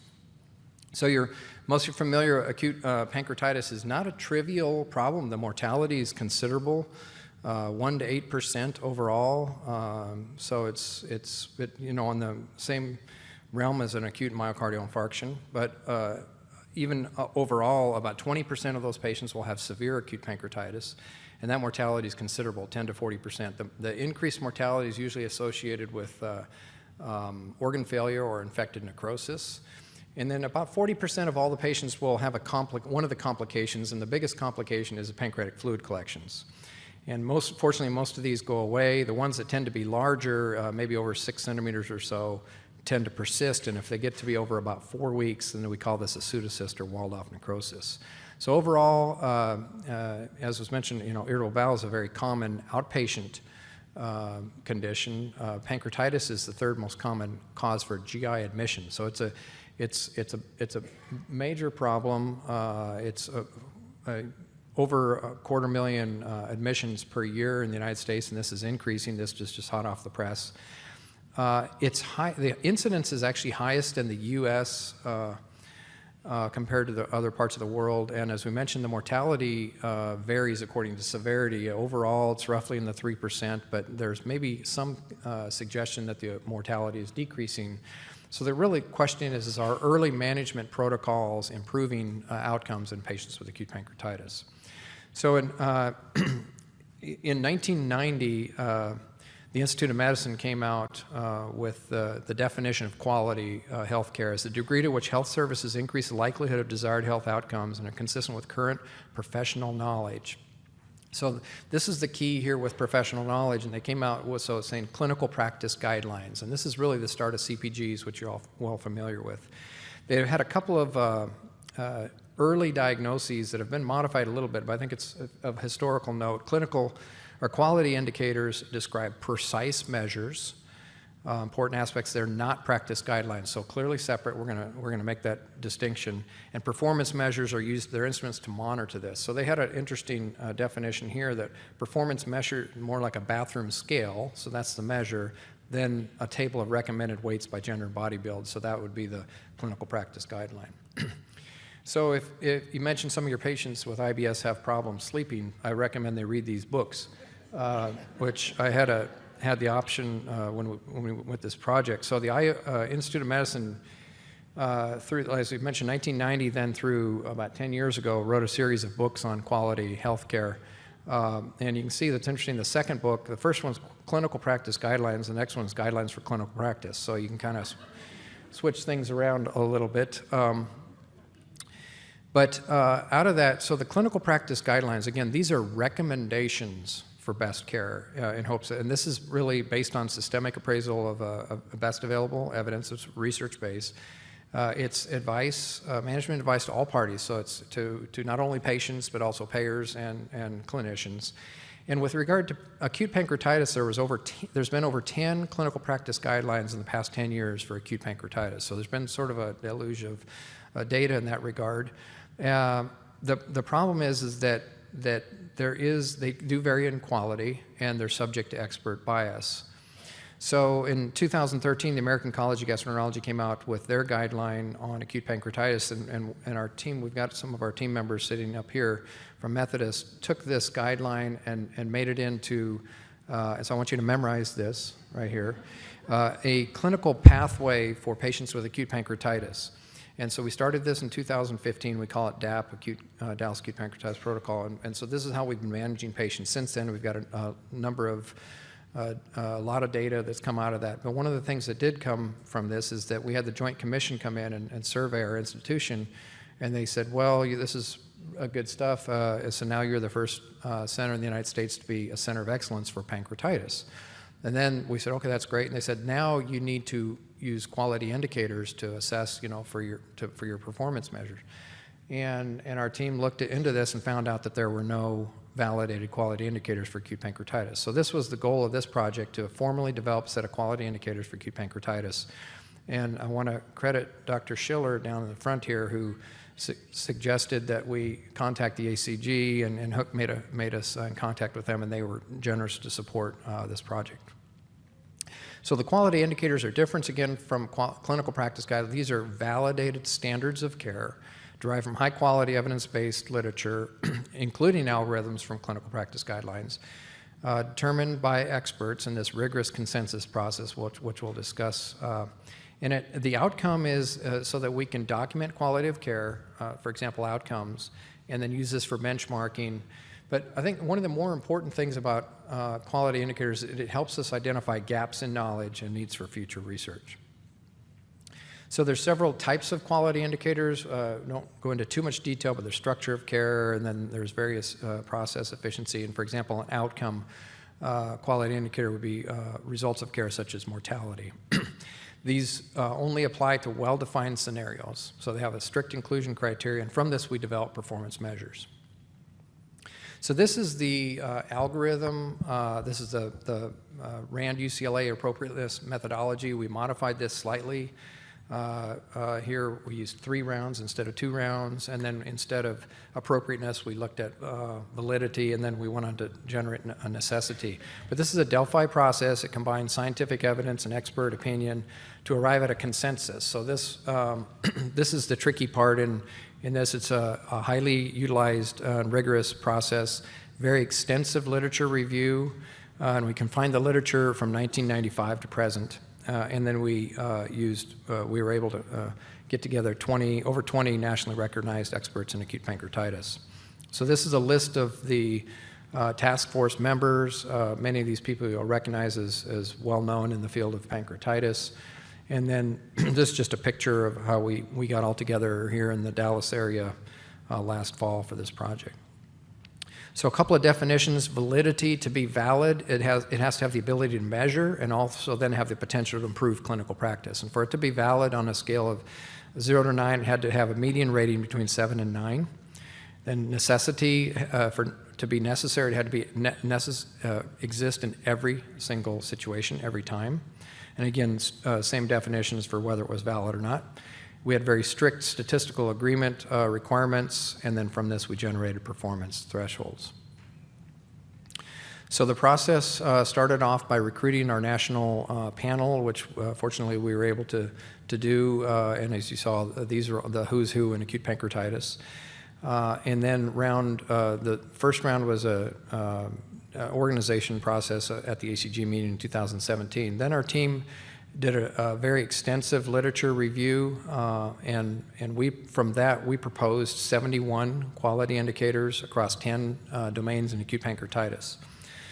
Then round one was an online survey, and from that we came up with 71 potential quality indicators, of which you can see here 37 of them were rated as valid. Round two was in Las Colinas here October last year? October, I think. From that we came up with 41 as valid quality indicators, and then round three was again online for necessity, and then we determined that there was a final of 40 validated and necessary quality indicators. Then the expert panel was divided up. Each of them had, there was 2 to 3 expert panel members assigned to each domain, and it was their responsibility, our responsibility, to develop evidence summaries from this, and then looking at the quality of evidence and strength of recommendations to come up with a final quality indicator using the grade recommendations. And then these will be disseminated. The manuscript was accepted in the Red Journal American College of Gastroenterology a couple of weeks ago, so it'll be in press hopefully shortly. So I'm going to go over can't go over all 40 of them. We'll go over some of these. So these are the domains here on the right-hand side. Showing some of the, so for example, for diagnosis, we validated 3 quality indicators, and these are pretty straightforward, but I will draw your attention to the strength of recommendation. And so it was a moderate evidence and weak recommendations. And the reason is because this is a clinical diagnosis, and this diagnosis comes from not necessarily research, but more expert opinion. So I think most people are familiar that the diagnosis of acute pancreatitis requires 2 of 3 of these criteria. It has to be severe pain.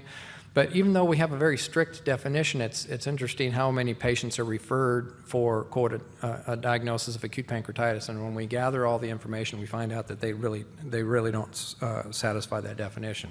So if you really stick to it strictly, they have to have really severe pain. This is not just sort of mild pain, but something that leads to intervention. Elevated serum amylase and/or lipase, more than 3 times normal. Be aware that other factors can also increase these serum enzymes as listed here, so we have to consider that when we're looking at somebody with potential diagnosis of acute pancreatitis. And then if labs are normal, pain is typical, then they will need imaging findings, typically with a CT scan, to look for radiographic evidence of pancreatitis. But importantly, this is not needed if you already have a typical diagnosis of pancreatitis. And that's one of the things we've studied and proved that outcome over the years. So looking at etiology of acute pancreatitis, we validated 6 quality indicators for acute pancreatitis with regard to etiology. These are fairly well known to most of you. Gallstones are the most common cause of acute pancreatitis. Alcohol is second. I was interested to learn that we can drink up to 21 drinks. Men can drink up to 21 drinks a day, and you saw that? So it's encouraging. But hyperlipidemia then is number 3. And then trauma, drugs, and other causes. The drug that we're now seeing and you have to pay attention to is marijuana. That's listed as a potential cause for acute pancreatitis. Idiopathic, about 1/3 of all cases, we don't know what the cause of acute pancreatitis is, so that's considered idiopathic then. So the most important thing on looking for the etiology of acute pancreatitis is history. Just history. And this is not only from the patient, but from the medical records. So again, this is our challenge when we're sent patients to evaluate patients for either unexplained pancreatitis or recurrent acute pancreatitis, is gathering these data. Sometimes people say, well, they had pancreatitis, and then when you actually gather the data, they never did have any good evidence for it. So you want to know when their attacks were, what their smoking and alcohol history is, what medications, as we mentioned, history of trauma, and you have to tease this out of people. Sometimes they won't know about it. You'll be talking to a patient and his wife will be sitting there, or patient, maybe the parents will be there, and you have to specifically ask them, did you ever, have a steering wheel accident, or, get kicked by a horse, or fall out of a tree, or a football helmet injury? And sometimes people will say, well, wait a minute, you remember you had a car accident, you went in, they had a CT scan, they had a big bruise across you for a couple weeks later, and then you find out they have a history of a pancreatic stricture and causing the pancreatitis. So you have to sometimes tease this out. So routine laboratory tests, liver chemistry is obviously most important for looking for gallstone pancreatitis, hyperlipidemia, looking at serum calcium. Imaging, it's recommended to get an abdominal ultrasound in everybody in the emergency room, mainly looking for gallstones. And then CT or other imaging, as we talked about, if needed for diagnosis, but more importantly, if needed, once you've made a diagnosis to clarify etiology, mainly in people over the age of 40 and unexplained pancreatitis, to look for neoplasia. Genetic testing is recommended for young people with unexplained pancreatitis, and then referral to a center of excellence with unexplained attack or recurrent attacks. And just to plug, we're participating in a national or multinational study at Methodist looking at patients with unexplained pancreatitis or unexplained recurrent acute pancreatitis, and particularly associated with patients with pancreas divisum. And that's a randomized controlled trial sponsored by the NIH, so we'd be happy to see those patients for you. So this is where it gets a little tricky. This is the initial assessment and risk stratification. Validated 3 quality indicators in this regard, but again, somewhat discouraging here, weak evidence or weak recommendations. So this is a challenging area. It's challenging for a couple of reasons. One is prediction of severity is challenging, and that's because often these patients may, there's a variable time between the onset of symptoms and when they actually come to the emergency room. So here in the Dallas area, if it's a Sunday afternoon and the Cowboys are playing and they have severe pancreatitis while they're drinking too much alcohol, they may not come in until 2 days later, particularly if they lose. So there's variable time there. The other thing is the potential confounder is at interventions. So most of the studies we have on predicting severity are on patients managed not according to a standardized protocol. So that data is difficult to tease out because sometimes the treatments can affect the outcome. But nevertheless, it's important if we can determine severity, because this will guide triage decisions. In other words, should they go to the ICU if they have SIRS or evidence of organ failure? Can they be admitted to the floor? Can we put them on an oral diet straight away? So these are important things. So it guides treatment and intervention decisions. But the key here is that there should be an initial assessment and then very shortly after follow these people closely. So we have a couple of indicators. We're at Methodist, we're working on trying to come up with other more accurate and perhaps more helpful ways to predict severity. But there's the HAPS score, the harmless acute pancreatitis score. And this is very effective at predicting mild course when all 3 of these. So there's no rebound tenderness, normal hematocrit, and normal creatinine. So the only potential problem here is there's some subjectivity with whether or not they have rebound tenderness or guarding. So if you go with this, so it looks to hold up pretty nicely that if somebody has a mild prediction at onset or admission there, then they tend to have a mild course throughout their hospitalization, maybe home soon.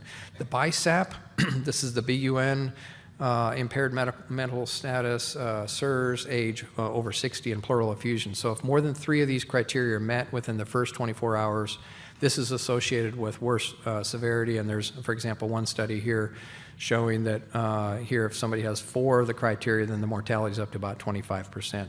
So again, these 2, so one for mild, one severe, pretty helpful. In the validated quality indicators, we recommend assessing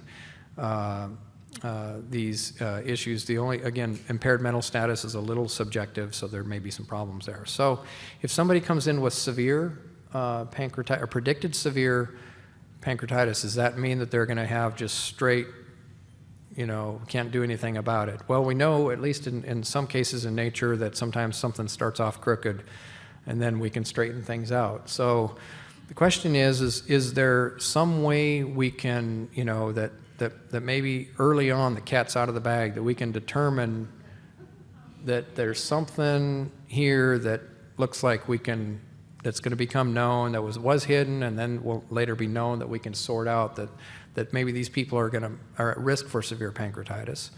And then the biggest question then is there something that we can do about that? For example, can we flood them with IV fluids and perhaps take them from what would be predicted severe to a more mild course? So this is the John Mayer song, can we wash it out with the water, or is it always in the blood?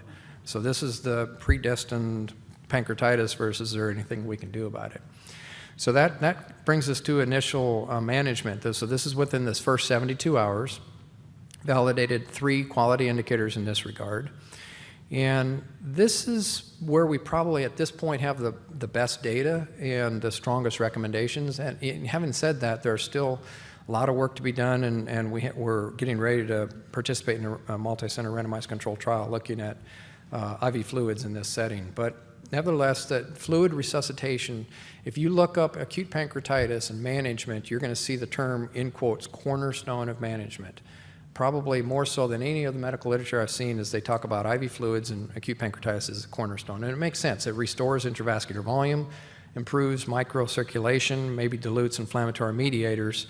But the problem, there's also some potential detrimental effects. So this can cause reperfusion injury. There's with flooding or becoming over volume expanded, there's relative hypoxia, risk for pulmonary edema and compartment syndrome. And this is a real issue, particularly with aggressive IV fluid resuscitation. And this brings us back to the potential confounding variables. And there's this reverse causation bias where the outcome, maybe a poor outcome, is at the outset, and that causes the exposure, so instead of the reverse. So example, somebody comes in with SIRS, their fluid sequestration, their IV fluid depleted, you give them a bunch of IV fluids, and the IV fluids gets blamed for the poor outcome. So this is a very difficult issue to tease out. So what's also a common term now is goal-directed IV fluid resuscitation. I think this makes a lot of sense in the early phase, in the emergency room, in the first 24 hours. That you're having some target parameters, and here, this is in our guidelines here, the target, heart rate less than 120, mean arterial pressure normalized, good urine output, no evidence of hemoconcentration, and the creatinine is normalizing if it was abnormal. And so this is determined by the clinician and the initial assessment, and the goal is simply that, to replete intravascular volume. And there's a little controversy here. The recommendation is to use lactated ringers with pretty good data, but again, it's interesting that the lactated ringers was not endorsed by the most recently published AGA guideline that just came out. So it is recommended that your institution use some protocol for this, for example, like we use the Dallas acute pancreatitis protocol. But then importantly, you should have a response to that. So your later phase here is a response to the pathophysiology of the pancreatitis, for example, the SIRS, and then based on the benefits or the harm of fluid resuscitation. So ERCP here there's 5 indicators, and the most obvious one is the role of ERCP in somebody with cholangitis, and so the official quality indicator just recommends ERCP with appropriate endotherapy. That wasn't spelled out, so just for purposes of discussion, I'll throw this out, that obviously stone extraction is important, but also very important is just the biliary sphincterotomy. So somebody has gallstone pancreatitis, cholangitis, they may have passed a stone, but still have, the key here is that biliary sphincterotomy not only augments biliary drainage, but it augments pancreatic duct drainage, particularly in somebody who's got gallstone pancreatitis. If we see occasionally somebody's transferred in, they have they put a 10 French stent in, somebody with gallstone pancreatitis. They said, well, they were coagulopathic. They didn't feel comfortable, or they have diverticulum. They didn't feel comfortable doing a sphincterotomy. But the 10 French stent may potentially impair drainage to the pancreatic duct, so that would be not recommended. If you have to do a stent without a sphincterotomy, probably a small caliber bile duct stent. There's a number of situations where ERCP is helpful or should be considered electively. Jaundice before cholecystectomy, obviously if they have a positive intraoperative cholangiogram, you know they have choledochal lithiasis based on EUS or MRCP. They're unfit for surgery, cholecystectomy. You suspect a pancreatic duct injury. This is a little bit later maybe, or in the we do this in the patients who are with intrauterine pregnancy in pancreatitis. The need for ancillary imaging is very complicated here. It depends on your likelihood for choledochal lithiasis and your local ERCP expertise. So we validated 3 for nutrition. We validated 4 quality indicators for pharmacotherapy. These could all be separate lectures in themselves. We validated 5 quality indicators for management of early complications. This could be probably 2 different lectures.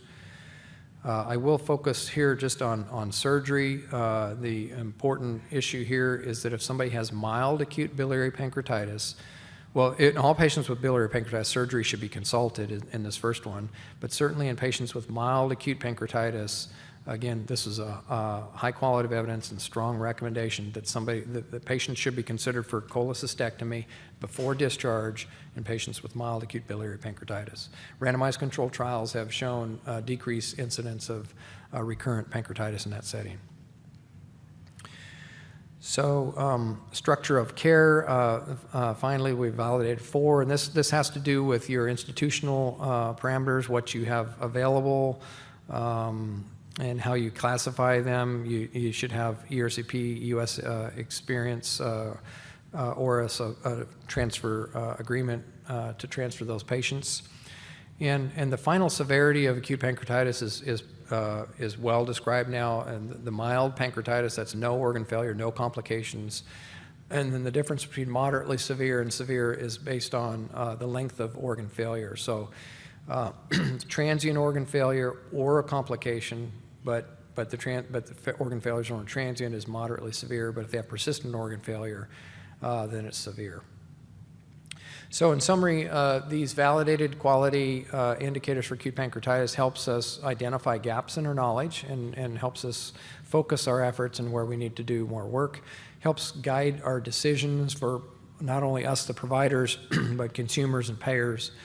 And from this, we can measure performance of healthcare and document quality of care with outcomes. And it's really, these are the precursors to determining value. And just to try to close this quality loop here, so if you start off in the lower left corner there, the concept, these are hypotheses generated from observations. Then from this, we go to clinical research. From that, we generate clinical practice guidelines.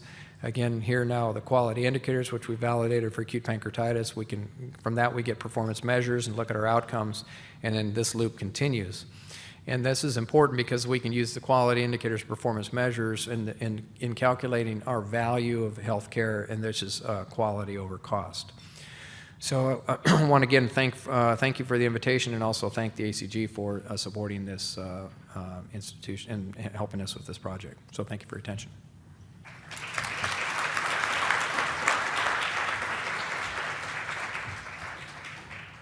Thanks, Paul. And finish up this session, I'm pleased to invite up Dr. Larry Schiller. All of you know Larry, an esteemed gastroenterologist and a program director here in Dallas. Larry's going to talk to us about a very common and vexing problem that we confront in clinical practice. That is the patient with chronic abdominal pain, making a diagnosis and what to do when you can't. Larry? Well, thanks, Bill. I appreciate the chance to discuss this topic. It's sort of unfortunate in a way, though. We've just had 2 wonderful evidence-based scientific type talks, and now I'm going to talk about chronic abdominal pain, which really becomes, in the absence of much evidence, the art of medicine. We try and gussy it up by giving that kind of title. A couple disclosures. I'm not going to talk about many drugs in this, but just lets you know what's happening. And there we go. So pain is a big problem, as all of you realize. Physicians have been encouraged to treat pain more aggressively for the last 20 years. Controlled substance prescriptions have skyrocketed, at least until last year. There are more episodes of oversedation, more abuse, more diversion of opiates. And nowadays, there are new classes of non-narcotic pain medicines that are available and might be used in GI patients instead of the opiates, which have caused so much grief for so many people. Remember, pain is a symptom that may reflect tissue damage or injury.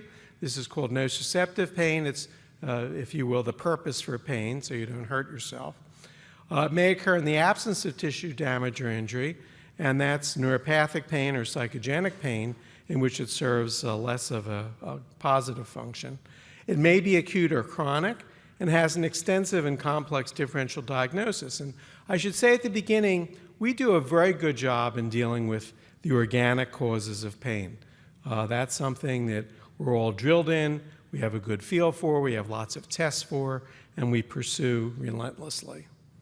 So abdominal pain may arise from any intra-abdominal organ or structure.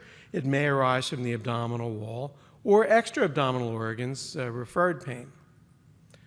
When thinking about the cause of abdominal pain, we have to consider a broad differential diagnosis. History is, of course, the key for this.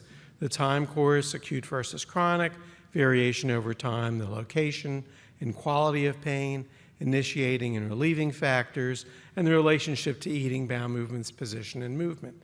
We're all taught these things, and again, we do a good job of sorting through things.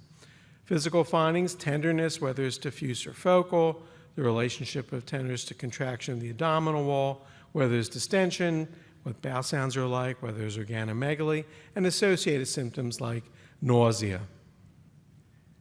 Now, the structural visceral causes we do a good job on. I'm going to very briefly just outline these. Inflammatory conditions of the upper abdomen, variety of things. We have great tests for finding out if you have an ulcer causing your chronic pain. We have good ways of figuring out if pancreatitis is your problem, and colitis. I mean, those things are not a big problem because we have tests to look for the underlying cause. Same thing with cancers. It's rare that cancers are the cause of chronic pain and go undiagnosed. It happens sometimes. That's always unfortunate. But by and large, we have really good tests now to sort these things out. Inflammatory conditions in the mid and lower abdomen also, good tests, rarely missed. Bowel obstruction usually presents as a fairly dramatic situation, and so we make that diagnosis in time. We have a little more difficulty with vascular problems, and mesenteric vascular insufficiency sometimes can go undiagnosed for a while because the typical tests that we use to look for the other things may be quite normal. Abdominal aortic aneurysm sometimes goes overlooked. And then pain due to other organ systems is another trouble area. You can have pain referred from the chest, from the urinary tract, or pelvic problems in women that will present with abdominal pain. And again, we usually get to these diagnoses eventually, but we have to remember that they exist and consider them in our differential. The big problem we have are functional abdominal pain issues, things like irritable bowel syndrome, functional dyspepsia, sphincter voti dysfunction, functional abdominal pain that's not otherwise specified. The Rome Committee has come up with great definitions for these things, and if people meet the criteria for the problem, then they probably have the functional issue. But again, they should be diagnosed by the criteria. And if the patient's symptoms are non-conforming, be skeptical about the diagnosis. The biggest trap we have is to label people as having irritable bowel syndrome when they have some other problem. And if they don't meet the criteria, don't rush to put that label on. Give it some more thought. Well, what are some of the things we should think about when the diagnosis is not apparent from our usual tests? And probably the most frequently missed cause for abdominal pain by gastroenterologists is abdominal wall pain. So port site pain, other scars that may be in the abdomen, may be the source of pain because of neuroma formation or other issues. Nerve entrapment syndromes, where the normal nerves that run through the gut wall, get trapped for some reason, that can be overlooked. Abdominal wall hernias sometimes are overlooked, and fibromyalgia, the IBS of the rheumatology world, can present with abdominal pain, which will be missed by our typical tests that we use to explore abdominal pain. We also sometimes see people with radicular nerve pain.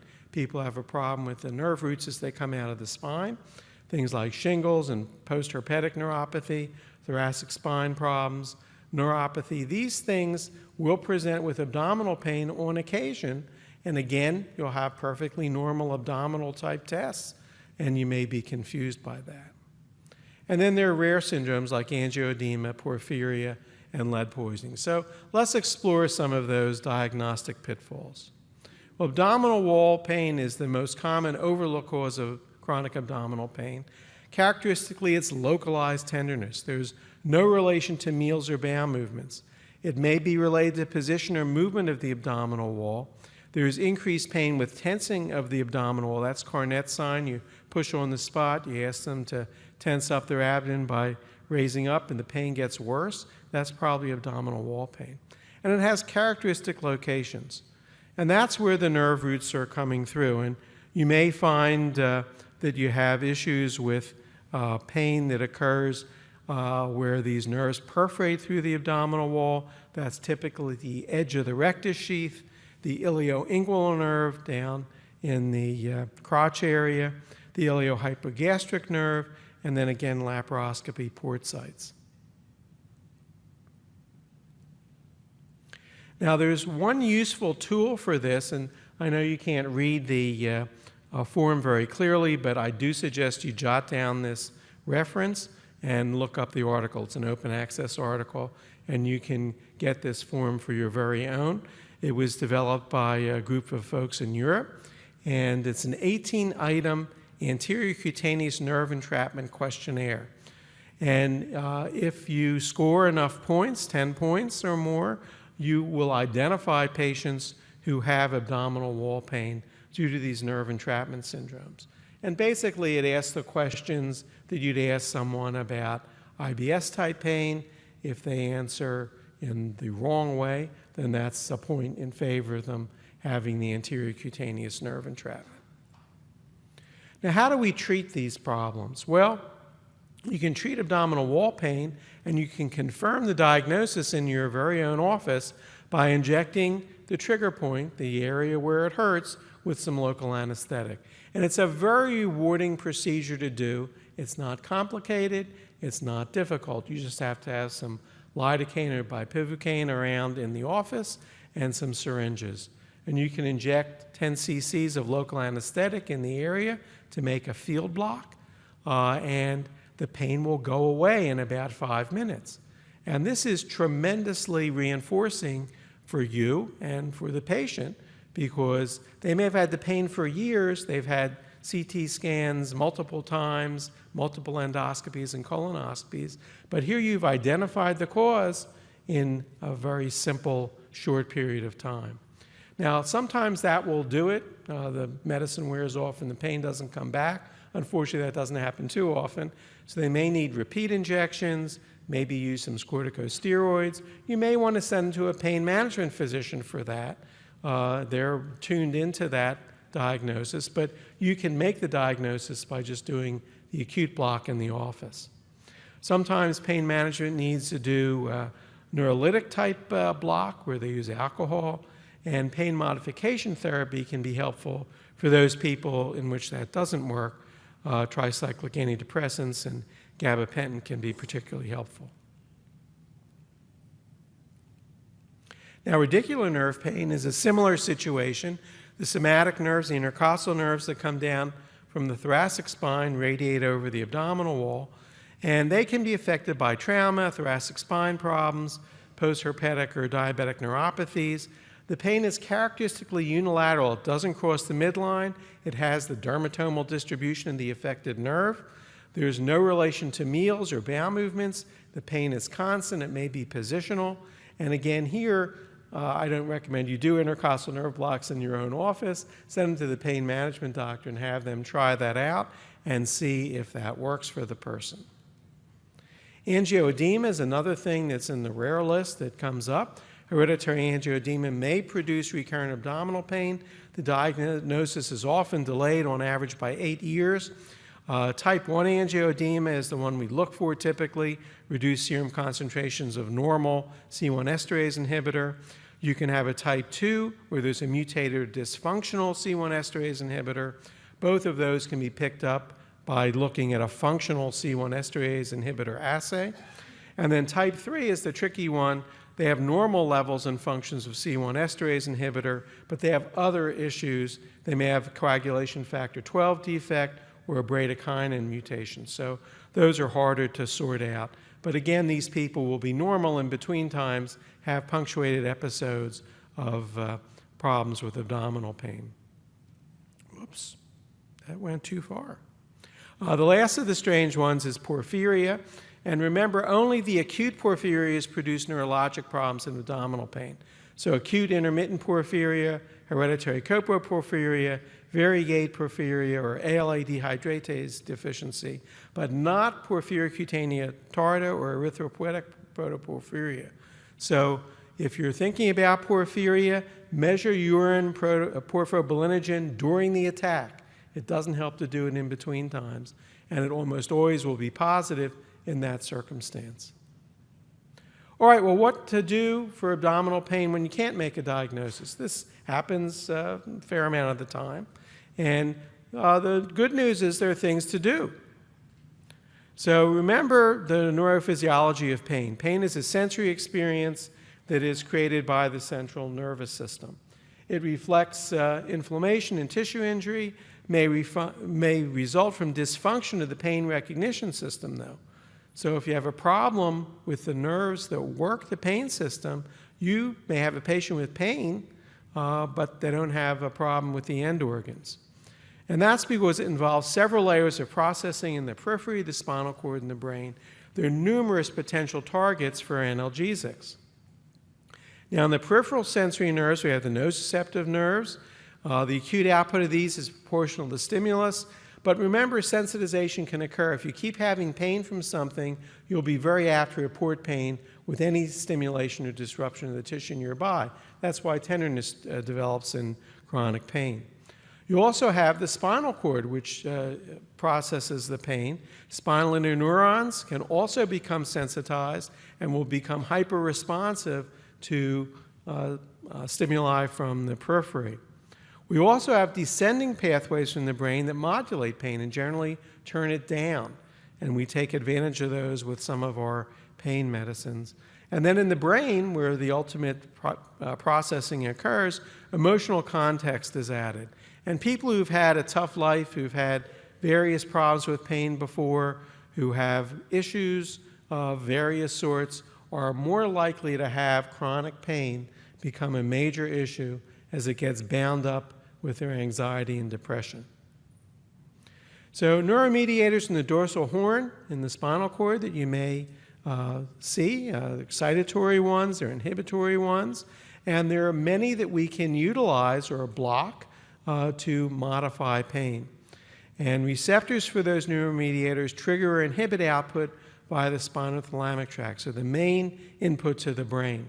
So, for instance, you can block some of the excitatory pathways, or you can supplement the inhibitory pathways. That's where opioids work, in the inhibitory pathways in the dorsal horn. Now, in the brain, the thalamus receives a signal from the spinothalamic tract. The thalamic pathways are widely distributed through the brain. So they go to the primary sensory cortex, where you determine where is the pain. It goes into the limbic system in the frontal lobes, which mediate your affective response, the emotional piece of things. And it goes to your hippocampus, where you have the memory of pain. And that can be very important in reinforcing the severity in the patient's mind. The descending inhibitory pathway I mentioned earlier is the pathway from the brain to various levels in the spinal cord. This releases opioids, noradrenaline, and serotonin onto the dorsal horn neurons and inhibits the output of these neurons and reduces pain signaling to the brain. So this is a very powerful mechanism for reducing pain. This is what we are basically utilizing when we give people some of the antidepressant medicines that raise serotonin levels in the central nervous system. With chronic pain, we have the issue of sensitization, both in the periphery at the level of nociceptors and centrally in the dorsal horn and in the brain circuits. And this is a very hard problem to overcome. It takes a long time to manage chronic pain. So let's talk a little bit about the pharmacology of analgesia. Opiates are main pain medicines that we use for acute pain, work primarily at the spinal level to inhibit those dorsal horn neurons. They effectively treat most forms of pain, and they're the standard for potent analgesia. But there are things that we should not use nowadays so much for chronic pain, and we shouldn't use it for the kinds of functional pain that we see in some of our patients. Non-opioid pain medicines are probably a better choice for many of these patients. They can approach the effectiveness of opiates. They work at peripheral and central levels and may reduce sensitization with time. But remember, pretty much none of these drugs are approved for treating abdominal pain. The times they've had pain indications are for other painful conditions. So we're using them off-label. You need to make that clear to patients when you're prescribing them. So let's talk about some of these. The non-opioid pain medicines that we should think about are non-steroidal anti-inflammatory drugs, usually cast as a villain in gastrointestinal talks, anticonvulsant drugs, neuromuscular agents, alpha-adrenergic drugs, and antidepressant drugs.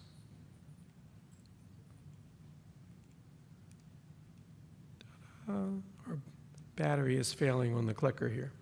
Non-steroidal anti-inflammatory drugs work on prostaglandin systems, and prostaglandins sensitize the nociceptors to other mediators. It's part of the inflammatory response that we have. NSAIDs reduce prostaglandin synthesis and reduce the sensitivity of primary afferent neurons.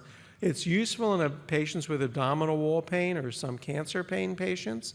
Ketorolac, which is an injectable non-steroidal drug, has an efficacy close to morphine when it's been studied. So this isn't just giving them, something to get them out of the office. It's something that can really work. Side effects of non-steroidal drugs, we're well familiar with dyspepsia and ulcer disease, GI bleeding. You can also have diarrhea, renal dysfunction, abnormal liver tests, or jaundice, and impaired cartilage repair. You need to monitor people if you're going to have them on non-steroidal drugs long term. In addition, there's some drug interactions that can be problematic. How about anticonvulsant drugs? Well, these were initially developed to reduce repetitive nerve discharges in the brain associated with seizures, and they're useful in neuropathic pain and have been tried in other painful conditions. You can see a list of those conditions here. You'll note that doesn't include abdominal pain, but they do have some help for abdominal pain on occasion. The kind of medicines that we think about in this category are carbamazepine, oxycarbazepine, dopyramide, levetiracetam, pregabalin, gabapentin, zonzamide, and lamotrigine. All of these have been tried in chronic pain, and the ones with the asterisks have been FDA approved for some painful conditions, things like neuralgia, migraine, and fibromyalgia, and have some basis. Of these, the ones that I end up using the most are pregabalin and gabapentin. Whoops, we're having clicker problems.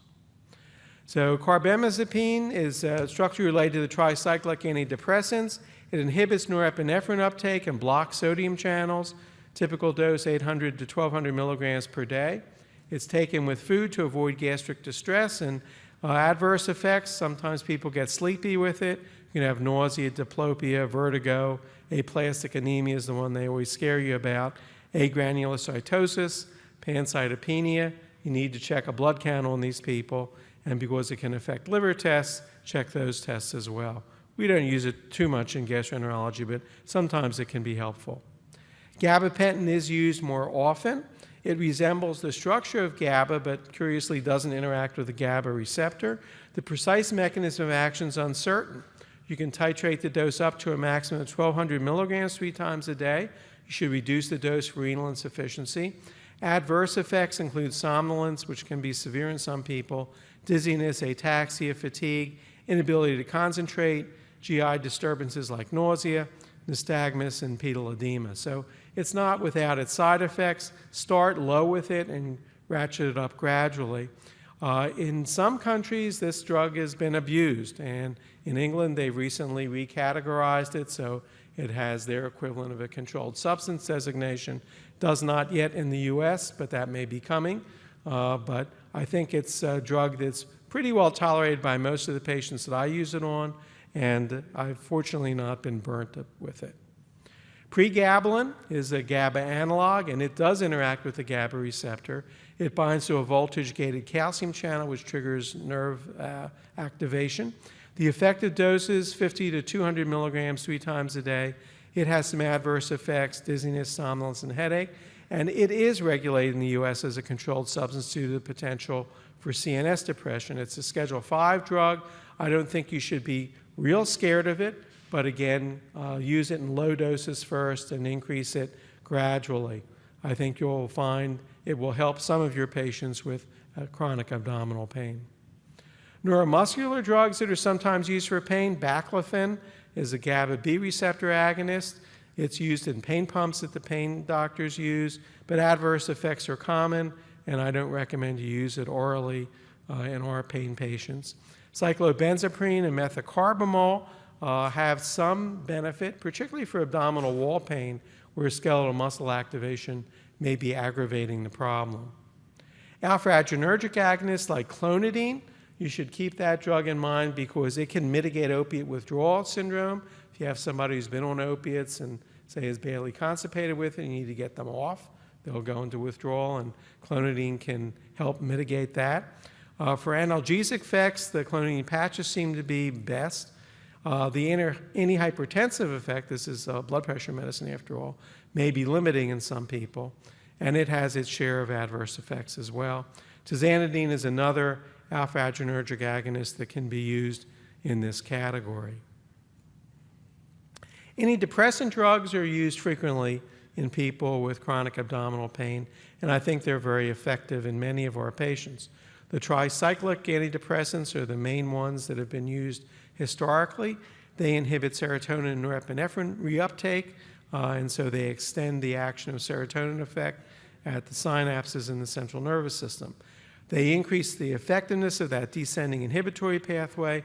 They're best thought of as pain modifiers and should be used, and they're effective in low doses. 10 or 25 milligrams nightly is a sufficient dose for most patients. It may take weeks to have a beneficial effect, though, so don't judge it too quickly. It does have some side effects. Some of them, like amitriptyline, have significant anticholinergic effects, which sometimes are a good thing if you have diarrhea, but not if you're constipated, perhaps. They can cause weight gain, which people complain about, and sometimes sedation. But in these low doses, they're usually pretty well tolerated. Used with caution in the elderly because of falls. It's a medicine you will get a warning on from the pharmacy if you give it to someone over 65. It's counterindicated with narrow angle glaucoma, heart block, and recent heart attack.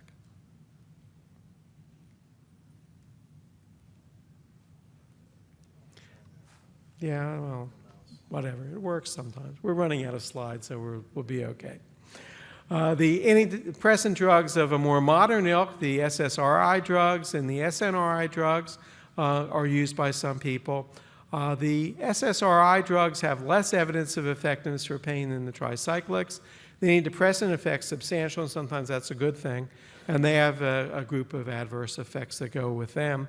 I think for a pain modification, the SNRI drugs work better. Duloxetine actually is approved for diabetic neuropathy, fibromyalgia, and chronic musculoskeletal pain. The adverse effects are similar to those of the SSRIs, but perhaps fewer sexual problems. The final thing I'd like to talk about is not a drug at all, and that's behavioral interventions for chronic abdominal pain. These can be very helpful in some patients, and we recently did a webcast on the ACG Functional and Nutrition Circle. It's available there if you want to listen to it. We had psychotherapists on it, and Brian Lacey was the other participant, and it went over some of the hazards and benefits of this therapy. There are a number of different kinds of behavioral interventions. Cognitive behavioral therapy has probably the largest database in its favor. Dynamic psychotherapy can also be helpful. Hypnosis is surprisingly effective in these things. And things like relaxation therapy, guided meditation, and positive ideation all have some benefits. And several meta-analyses now suggest effectiveness that's at least as good as pharmacologic therapy. So it's something we probably should use more often. The big barrier has been finding a therapist who's interested in these patients. But they're out there, and there are more of them coming into the marketplace. So I think it's something you should try and find a psychotherapist who's interested in this and will be willing to do it for your patients. It's a short-term intervention. It's not going under therapy where you sit on the psychiatrist's couch for the rest of your life. It's something that probably over the course of a few months can be completed in most cases. So to sum up, abdominal pain is a common problem that often is due to visceral causes. We're good at finding those. When no anatomic problems documented, functional syndromes may be diagnosed, but be sure that the criteria are met. Don't settle for a functional diagnosis if it doesn't fit. Abdominal wall pain is the most commonly overlooked cause of chronic abdominal pain. Palpate the abdominal wall carefully. Other misdiagnosed problems include radicular nerve pain, angioedema, and acute porphyria, but they are rarer. There are good reasons to theorize that non-opioid pain medicines could work in many painful gastrointestinal conditions. Evidence is lacking for benefit from most of these drugs for most GI conditions, but off-label use may be reasonable if the alternative is long-term opiate therapy. And consider behavioral interventions for refractory cases. So we have some discussion time ahead, and I'll be happy to tackle any of your questions. What's that? Oh, you want to do the oh gosh, a change.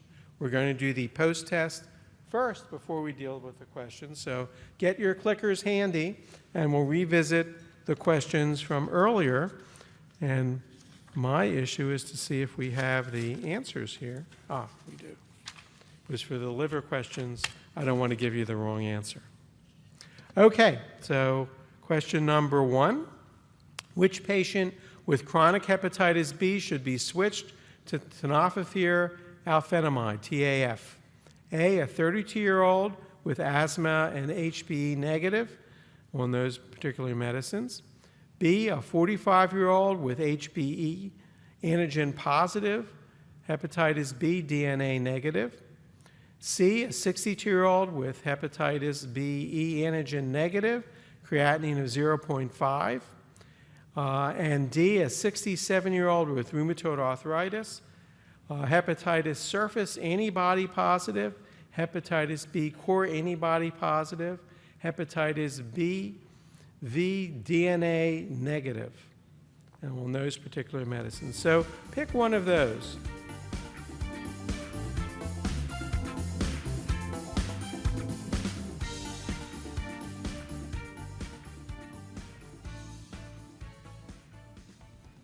Okay, let's see how we did. All right, so most people chose D. The least number of people chose C. And that turns out to be the right answer. So let me read you the explanation. The following risk factors have been identified as indications to change therapy from TDF to TAF or ETV. Age greater than 60 years, bone disease, chronic steroid use of other medicines that may worsen bone density, history of fragility fracture, osteoporosis, renal alterations, a GFR estimate of less than 60 milliliters per minute, albuminuria greater than 30 milligrams per 24 hours, or moderate dipstick proteinuria, low phosphate, or hemodialysis. So C is the surprising right answer for that. All right, let's see if we do better on the next one. Okay, a 51-year-old female presents in March 2018 with fatigue, pruritus, and elevated alkaline phosphatase of 420 units per liter. AMA was strongly positive, bilirubin 0.6, and you diagnosed her with primary biliary cholangitis. Her liver stiffness based on transient elastography was 5.5 kilopascals, suggestive of no significant fibrosis. You started her on urso, 15 milligram per kilogram per day, twice a day with good tolerability. She is in for a 1-year follow-up, and labs show the following: alkaline phosphatase 248 and bilirubin 0.7. So you did a good job over that last year. So what is your next step in management? A, continue urso at the current dose because she has an adequate response. B, increase urso dose to 30 milligram per kilogram per day to optimize response in terms of improvement in alkaline phosphatase. C, start obeticholic acid at 10 milligram per day and monitor for pruritus and improvement in ALP. D, start obeticholic acid at 5 milligrams daily and monitor for pruritus and improvement in alkaline phosphatase. So pick one of those answers.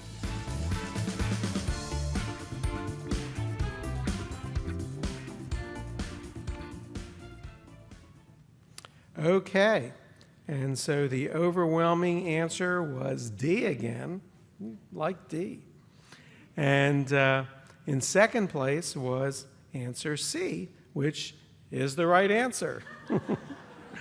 So we need to, when they post those lectures on the site later on, listen to them again. Okay, so here's the explanation. This patient has failed urso monotherapy based on the fact that she has been treated with adequate dose for 12 months and her alkaline phosphatase remains greater than 1.67 times the upper limit of normal. She needs to be started on second-line therapy.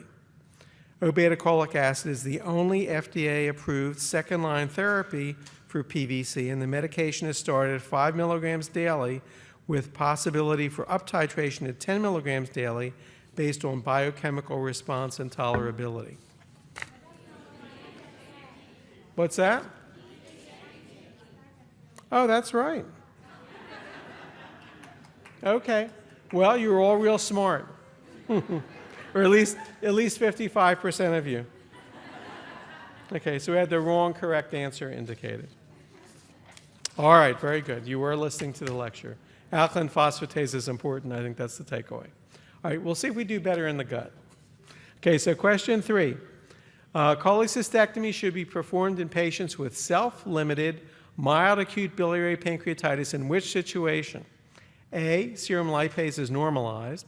B, patient is tolerating oral diet and before discharge. C, after CT scanning is confirmed resolution of inflammatory changes. Or D, within 6 months of discharge. So pick one of those.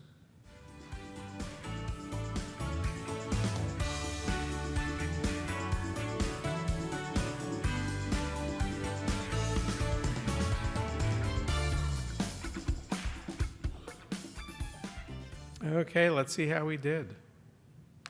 All right, 54% hit B, which is the right answer. Randomized controlled trials have reported that early cholecystectomy before discharge in patients with mild acute biliary pancreatitis significantly prevents recurrent attacks. All right, let's do the last one of these. And this is an athletic 30-year-old woman presents with left lower quadrant abdominal pain that's been present for 9 months. The pain is unrelated to eating and bowel movements. It is aggravated by twisting, it should be, and relieved by recumbency. Physical examination shows an area of point tenderness above the left inguinal ligament, but no hernia.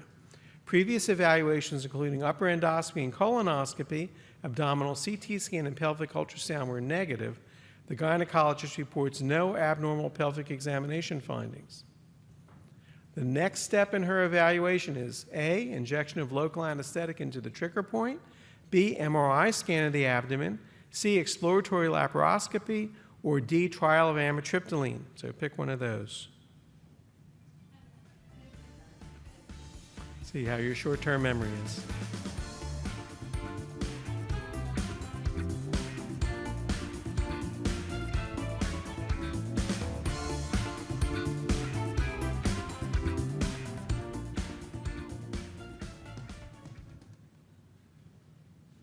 Okay, good work. You were listening. All right, the correct answer is A.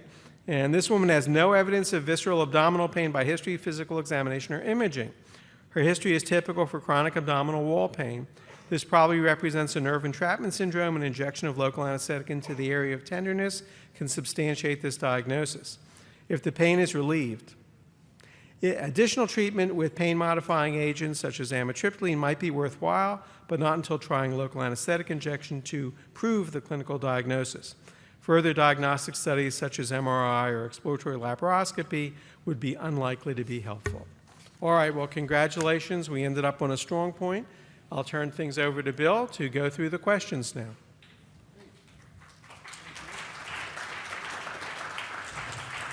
Is Paul still here? If so, can you please come up and join us? Great, thank you. I'll start off. So one question here, how often can you repeat rifaximin? Is there a limit to the total number of treatments? Well, of course, the FDA-approved indication is up to 3 treatments, an initial and 2 retreatments, but I think anybody that takes care of IBS patients and has been doing this for a long time understands that, or has patients now that have received more than that. So I would say you treat patients as often as you need to. Typically, the mean time to recurrence is about 10 to 12 weeks after initial course of therapy. Again, I think we need more long-term safety data, and I also think that we need enrichment strategies. So for example, I didn't talk about this here, but there are now 2 studies suggesting that identification of individuals with small bowel contamination, bacterial contamination, increases the likelihood of response to rifaximin. So one study by Udi Ghoshal with small bowel aspiration showing individuals with elevated bacterial counts in small bowel aspirates responds better to norfloxacin. And then another study, Mark Pimentel from Target 3, showing that a positive lactulose breath test also dramatically increases the likelihood of response to rifaximin. And that's where we need to be going. We need to be going towards strategies that get, rather than a 45% response rate, up to a 70 or 80% response rate. And there's a lot of work being done on that right now. So question here for Paul. Do you believe pancreatitis can be caused by cigarette smoking alone? So cigarette smoking in the absence of other risk factors for pancreatitis? Yeah, there's no data for that. This it's mostly for the risk of pancreatic cancer and in recurrent pancreatitis and then the risk of recurrent pancreatitis and then pancreatic cancer, but not as a cause of acute pancreatitis. How about exocrine pancreatic insufficiency? Can you diagnose that with a trial of enzymes? So a different topic, Yeah. but there's a lot of commercials on it. Yeah. So no, I mean, but it's not an unreason. You can't diagnose it based on a trial, a response to a trial. But it's not. It's benign but expensive. So it's better to have a true diagnosis. I will say that I'm following a patient with autoimmune pancreatitis who his wife diagnosed based on the commercials. So there is one benefit from the commercial. Okay. Larry, one for you here. Comment on which TCA you prefer. Not for yourself, but Yeah, for well, patients. every now and then I could use one, but I probably have most experience with amitriptyline, although many of the people who talk about these things don't like it because it tends to be a little more sedating for people. But I find that's a good thing for lots of these folks because many of them have disturbed sleep. And so if you're giving them a bedtime dose of something that helps them sleep better, that's probably a good thing. Now, if they're sleepy during the day, then that's not a good thing, and maybe disipramine or one of the other choices would be better. The other issue that comes up is the anticholinergic effect, and I think that was a big problem when we used to use these drugs big time for depression. When you'd use 200 milligrams of amitriptyline, you're going to get constipated and maybe get urinary retention. If you're using 10 milligrams, I think that's an unlikely outcome. Yeah, I think the way I think about it is that there are is amitriptyline, which is an older tricyclic, which really has widespread receptor-based effects. So epinephrine, noradrenaline, histamine, cholinergic receptor is very active at all four of those sets of receptors. On the other hand, nortriptyline or desipramine, which Larry just referred to, really affect more serotonin and norepinephrine, but less effects on histamine and the cholinergic receptor. So they still have the pain effect, but they're less sedating. So the way I think about it is, if a person has concurrent sleep disorder or diarrhea, I want the anticholinergic and the antihistaminic effect, so I'm going to choose amitriptyline in that person.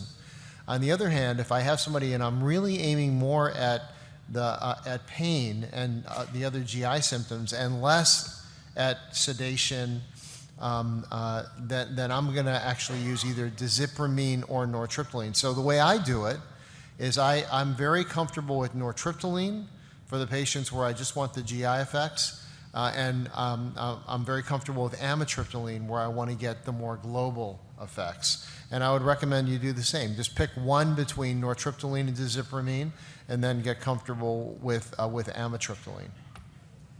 How about, Paul, got another pancreatitis question here.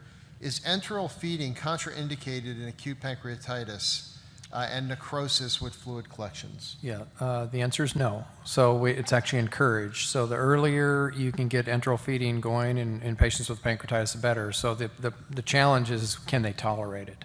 So if they've got a gastric outlet obstruction from an inflammatory condition, pancreatic necrosis, then we recommend tube feeding if possible. Sometimes we have to put a PEG-J in, for example, to get post beyond the obstruction, and then even use the tube for aspiration. But the sooner they can tolerate the diet, the better. So enteral feeding, oral, just regular diet if they can tolerate it, or tube feeding, enteral feeding is preferred over TPN.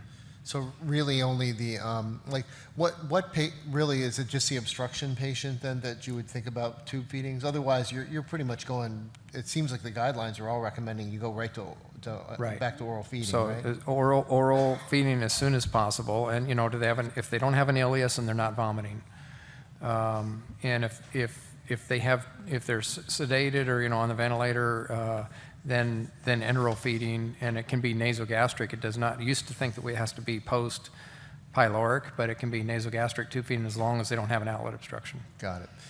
There's a question here about IV versus PO rifaximin. And in the United States, we only have PO rifaximin. And you would want to use PO rifaximin because you're really going for that luminal GI effect. I mean, the nice thing, the whole benefit of rifaximin is that it's a luminally acting, poorly absorbed, almost non-absorbed oral antibiotic. So it stays within the lumen of the bowel, okay? And so you're really trying to affect the change within the microenvironment of the bowel, so you don't want systemic effects. In fact, it's one of the things that I have concerns with in regards to using Cipro and Augmentin empirically. If you've done testing and you know a person has bacterial overgrowth, that's a different story. You have a precise diagnosis there. You use an antibiotic that you think is going to be effective. But in the absence of data with other antibiotics other than rifaximin for IBS, and also knowing that these patients are going to recur and you're going to have to treat them over and over again with antibiotics, it's nerve-wracking to me to use systemically absorbed antibiotics in that situation. So you really want to use PO rifaximin if you're going to, and in fact you want to use PO of any of the antibiotics. It's only available PO. Right, that's right. There actually is an IV formulation, but it's not available in the United States. Yeah. Another question here on fecal transplantation, and I'm assuming this refers to IBS. I mean, obviously the best data on fecal transplantation is for C. diff, and it's... We could use it for all of the things we're talking about. Yeah, I suppose. There's much evidence for any of them. Yeah, well, the IBS story is a really interesting one, though, because, it's sort of conceptually attractive, and there are now 4 randomized controlled trials evaluating FMT in patients with IBS. 2 that have been published in full manuscript form, 2 that have been presented in abstract form. The ones that have been published in full manuscript form, one showed benefits, I believe it's either Danish or a Dutch population. The other one did not show benefits for FMT. In fact, it's very interesting. The other one showed that the placebo did better than the FMT in terms of improving GI symptoms, suggesting that FMT might have actually exacerbated symptoms in some of these IBS patients. That trial is also interesting because they showed in a very detailed microbiome analysis that the FMT did indeed change the patient's microbiomes, but it didn't affect a positive benefit in terms of symptoms. So the jury's still out right now. This is clearly experimental. This is not something that we should be doing in routine clinical practice at the current time. I was at a microbiome conference just a couple weeks ago, and the speaker that actually talked about this actually went so far as to say that they really thought it was completely inappropriate to do fecal transplant at this time for IBS. So it's certainly not mainstream like it is for recurrent C. diff. Yeah, I'd extend that to say it's probably inappropriate for anything other than recurrent Clostridium difficile right now. Yeah, I agree. I think there's probably a little bit more robust data, not robust, the persuasive data, for ulcerative colitis, but even there, I would agree with you, it's not ready for prime time. There's one more question here, and that is actually two more questions. Dr. Tarnowski, here we go, about pancreas divisum. Let's see. I guess. What do you know about pancreas divisum? Okay. Oh, he knows a lot. So another topic, but as mentioned, it's found in about a third of the patients that have unexplained acute pancreatitis, quarter to about a third. It's one issue. It's probably an important issue, but there's something else. There's probably a second hit hypothesis. There's probably some genetic predisposition as well, maybe CFTR or some other genetic issue. We've been for probably 30 years now treating people with pancreas divisum and idiopathic recurrent acute pancreatitis with accessory papillotherapy. And it can be challenging, so it's usually done in centers that have experience with that. It's probably effective in the 60% range, but we see people not infrequently come back with recurrent pancreatitis. So that sets up the trial. And so Greg Cote at MUSC, we're participating in that. I think it's an international study, probably about 10 or 12 centers around the world participating in that study. It's a randomized controlled trial, patients with recurrent acute pancreatitis, so they have to have more than one attack. It has to be clear acute pancreatitis, which I'm screening people now that several people we don't have evidence that they have acute pancreatitis. They have to have suspected pancreas divisum, but they don't have to have it proven. We can work that out as part of the trial. The trial then is a randomized controlled trial to sham accessory papillotherapy versus accessory papillotherapy. It's very complicated for the sham process because there's some issues that we have to keep blinded. It's a blinded study. It's funded by the NIH. Everybody gets an endoscopic ultrasound. So the patients actually benefit quite a bit because there's going to be a number of genetic markers being studied. There's going to be a biorepository, and it's going to be a very robust study. There will be a second parallel study for patients who absolutely refuse randomization. Most of the patients, I think, will go for it, but some who don't then can be followed. But again, it's an important topic. Okay. Larry, what do you tell people about safety of probiotics? Well, I think they're generally pretty safe. I think the big question is how efficacious are they for many of the things they get used for.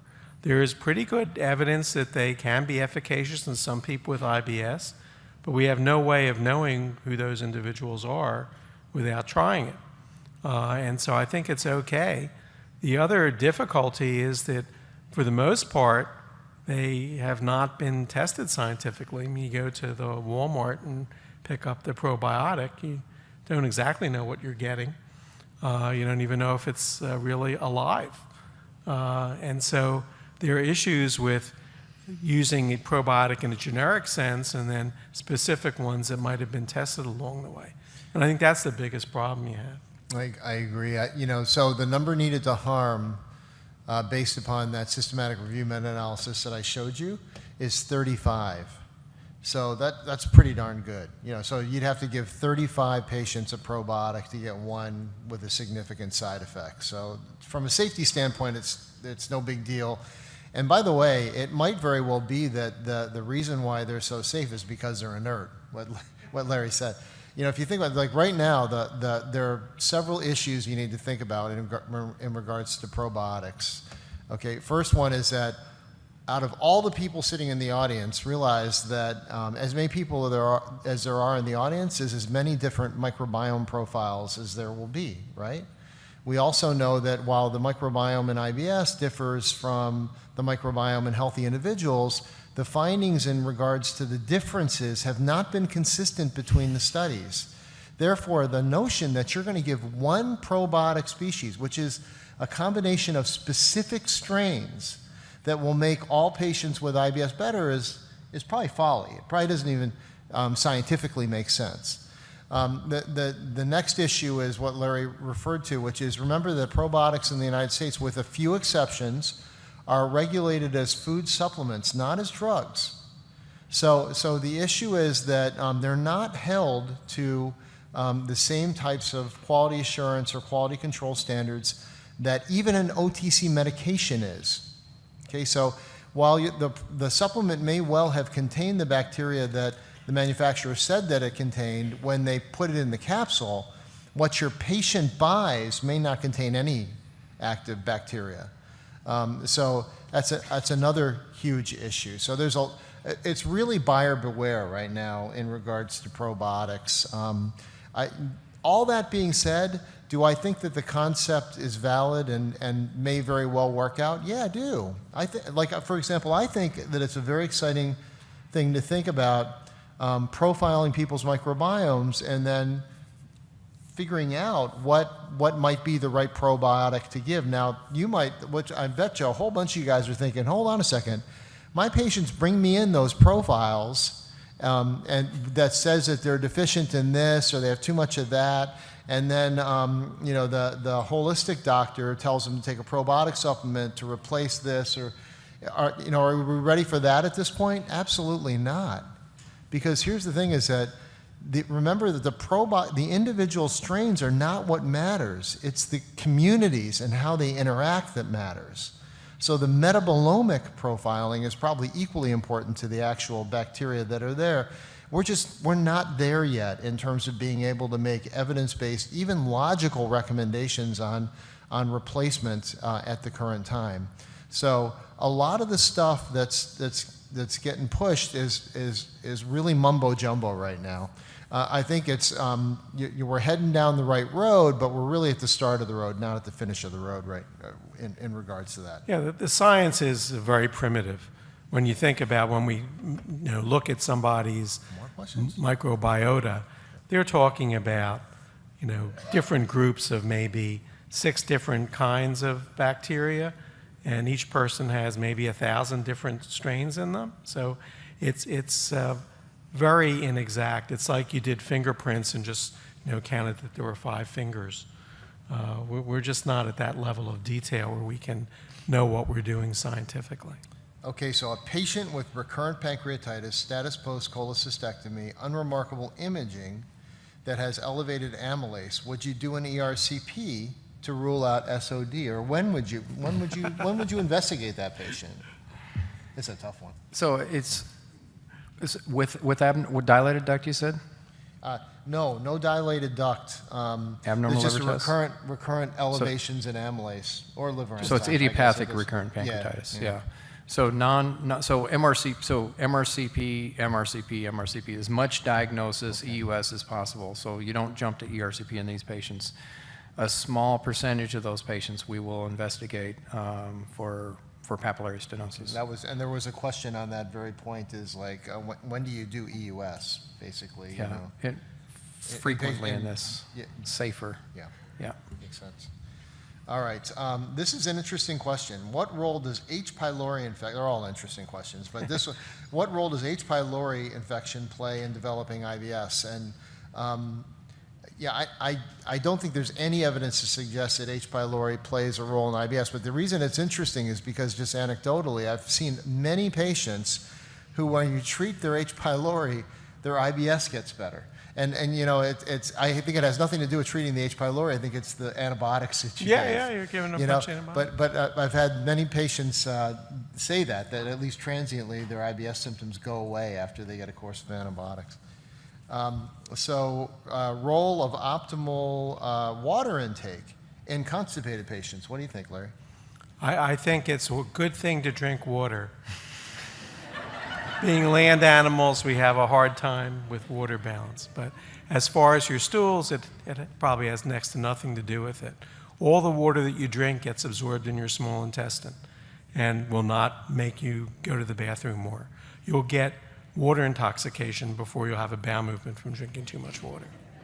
You know, there's a, and I think this does not conflict with that statement, but there's an interesting NHANES database analysis that was done looking at or splitting patients into quartiles based on how much fluid they drink and whether they did or did not have constipation.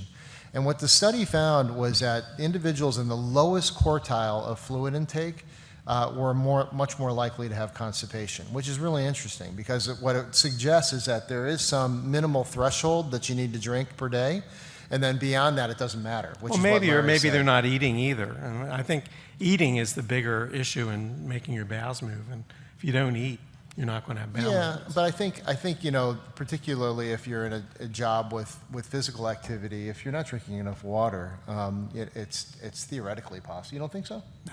Okay. All right. Well, we'll agree to disagree. You have 50 liters of water in your body. Your Yeah. gut has maybe a liter in it. So there's always going to be a lot more water in your body to hydrate the Yeah. stool. The gut is not that impermeable to water. Yeah. Okay. Well, Just mix it You know, with, the data's the data. mix the water I'm just with telling you what Miralax. the All data right, is. sure. Yeah. Anyway, I'm not even going to go to the fiber question then because I know a lot of you about that. So. I like fiber. I had some graham crackers today. All right. So patients utilizing curcumin and turmeric for IBS. Any thoughts? Yes. Yes. Yeah. You know. I so, have thoughts. I mean, What do you think? I don't think you can rely on them as single agents. If someone wants to try them out, that's great. It gives them something to do until their next visit. But You know, but people in the IBD world now are very commonly using turmeric because it has anti-inflammatory properties. There's no data in IBS yet, but there is a really interesting study on glutamine. So Nick Verne's group down at Tulane recently published a paper in Gut. I don't think it's appeared in full manuscript form yet. It's in press on the Gut website. But they gave very high doses of glutamine to individuals with IBS that had post-infectious IBS-D. And compared to placebo, actually glutamine did significantly better at improving global symptoms, abdominal pain, and diarrhea-related symptoms. So, and also they were able to show using lactulose mannitol testing that there were improvements in permeability with glutamine. This idea that supplements may be helpful, I think, is very much in its infancy right now, but don't discount it. And let's do the studies and figure it out. You know, so there is some data with glutamine, no data that I know of with turmeric or curcumin in IBS, but there is data in IBD, and there's a growing group of individuals that actually are starting to utilize that as part of their treatment regimen, not as a sole agent, but part of their treatment regimen. So we'll stop there. Thanks so much for your attention. Hope you enjoyed the session.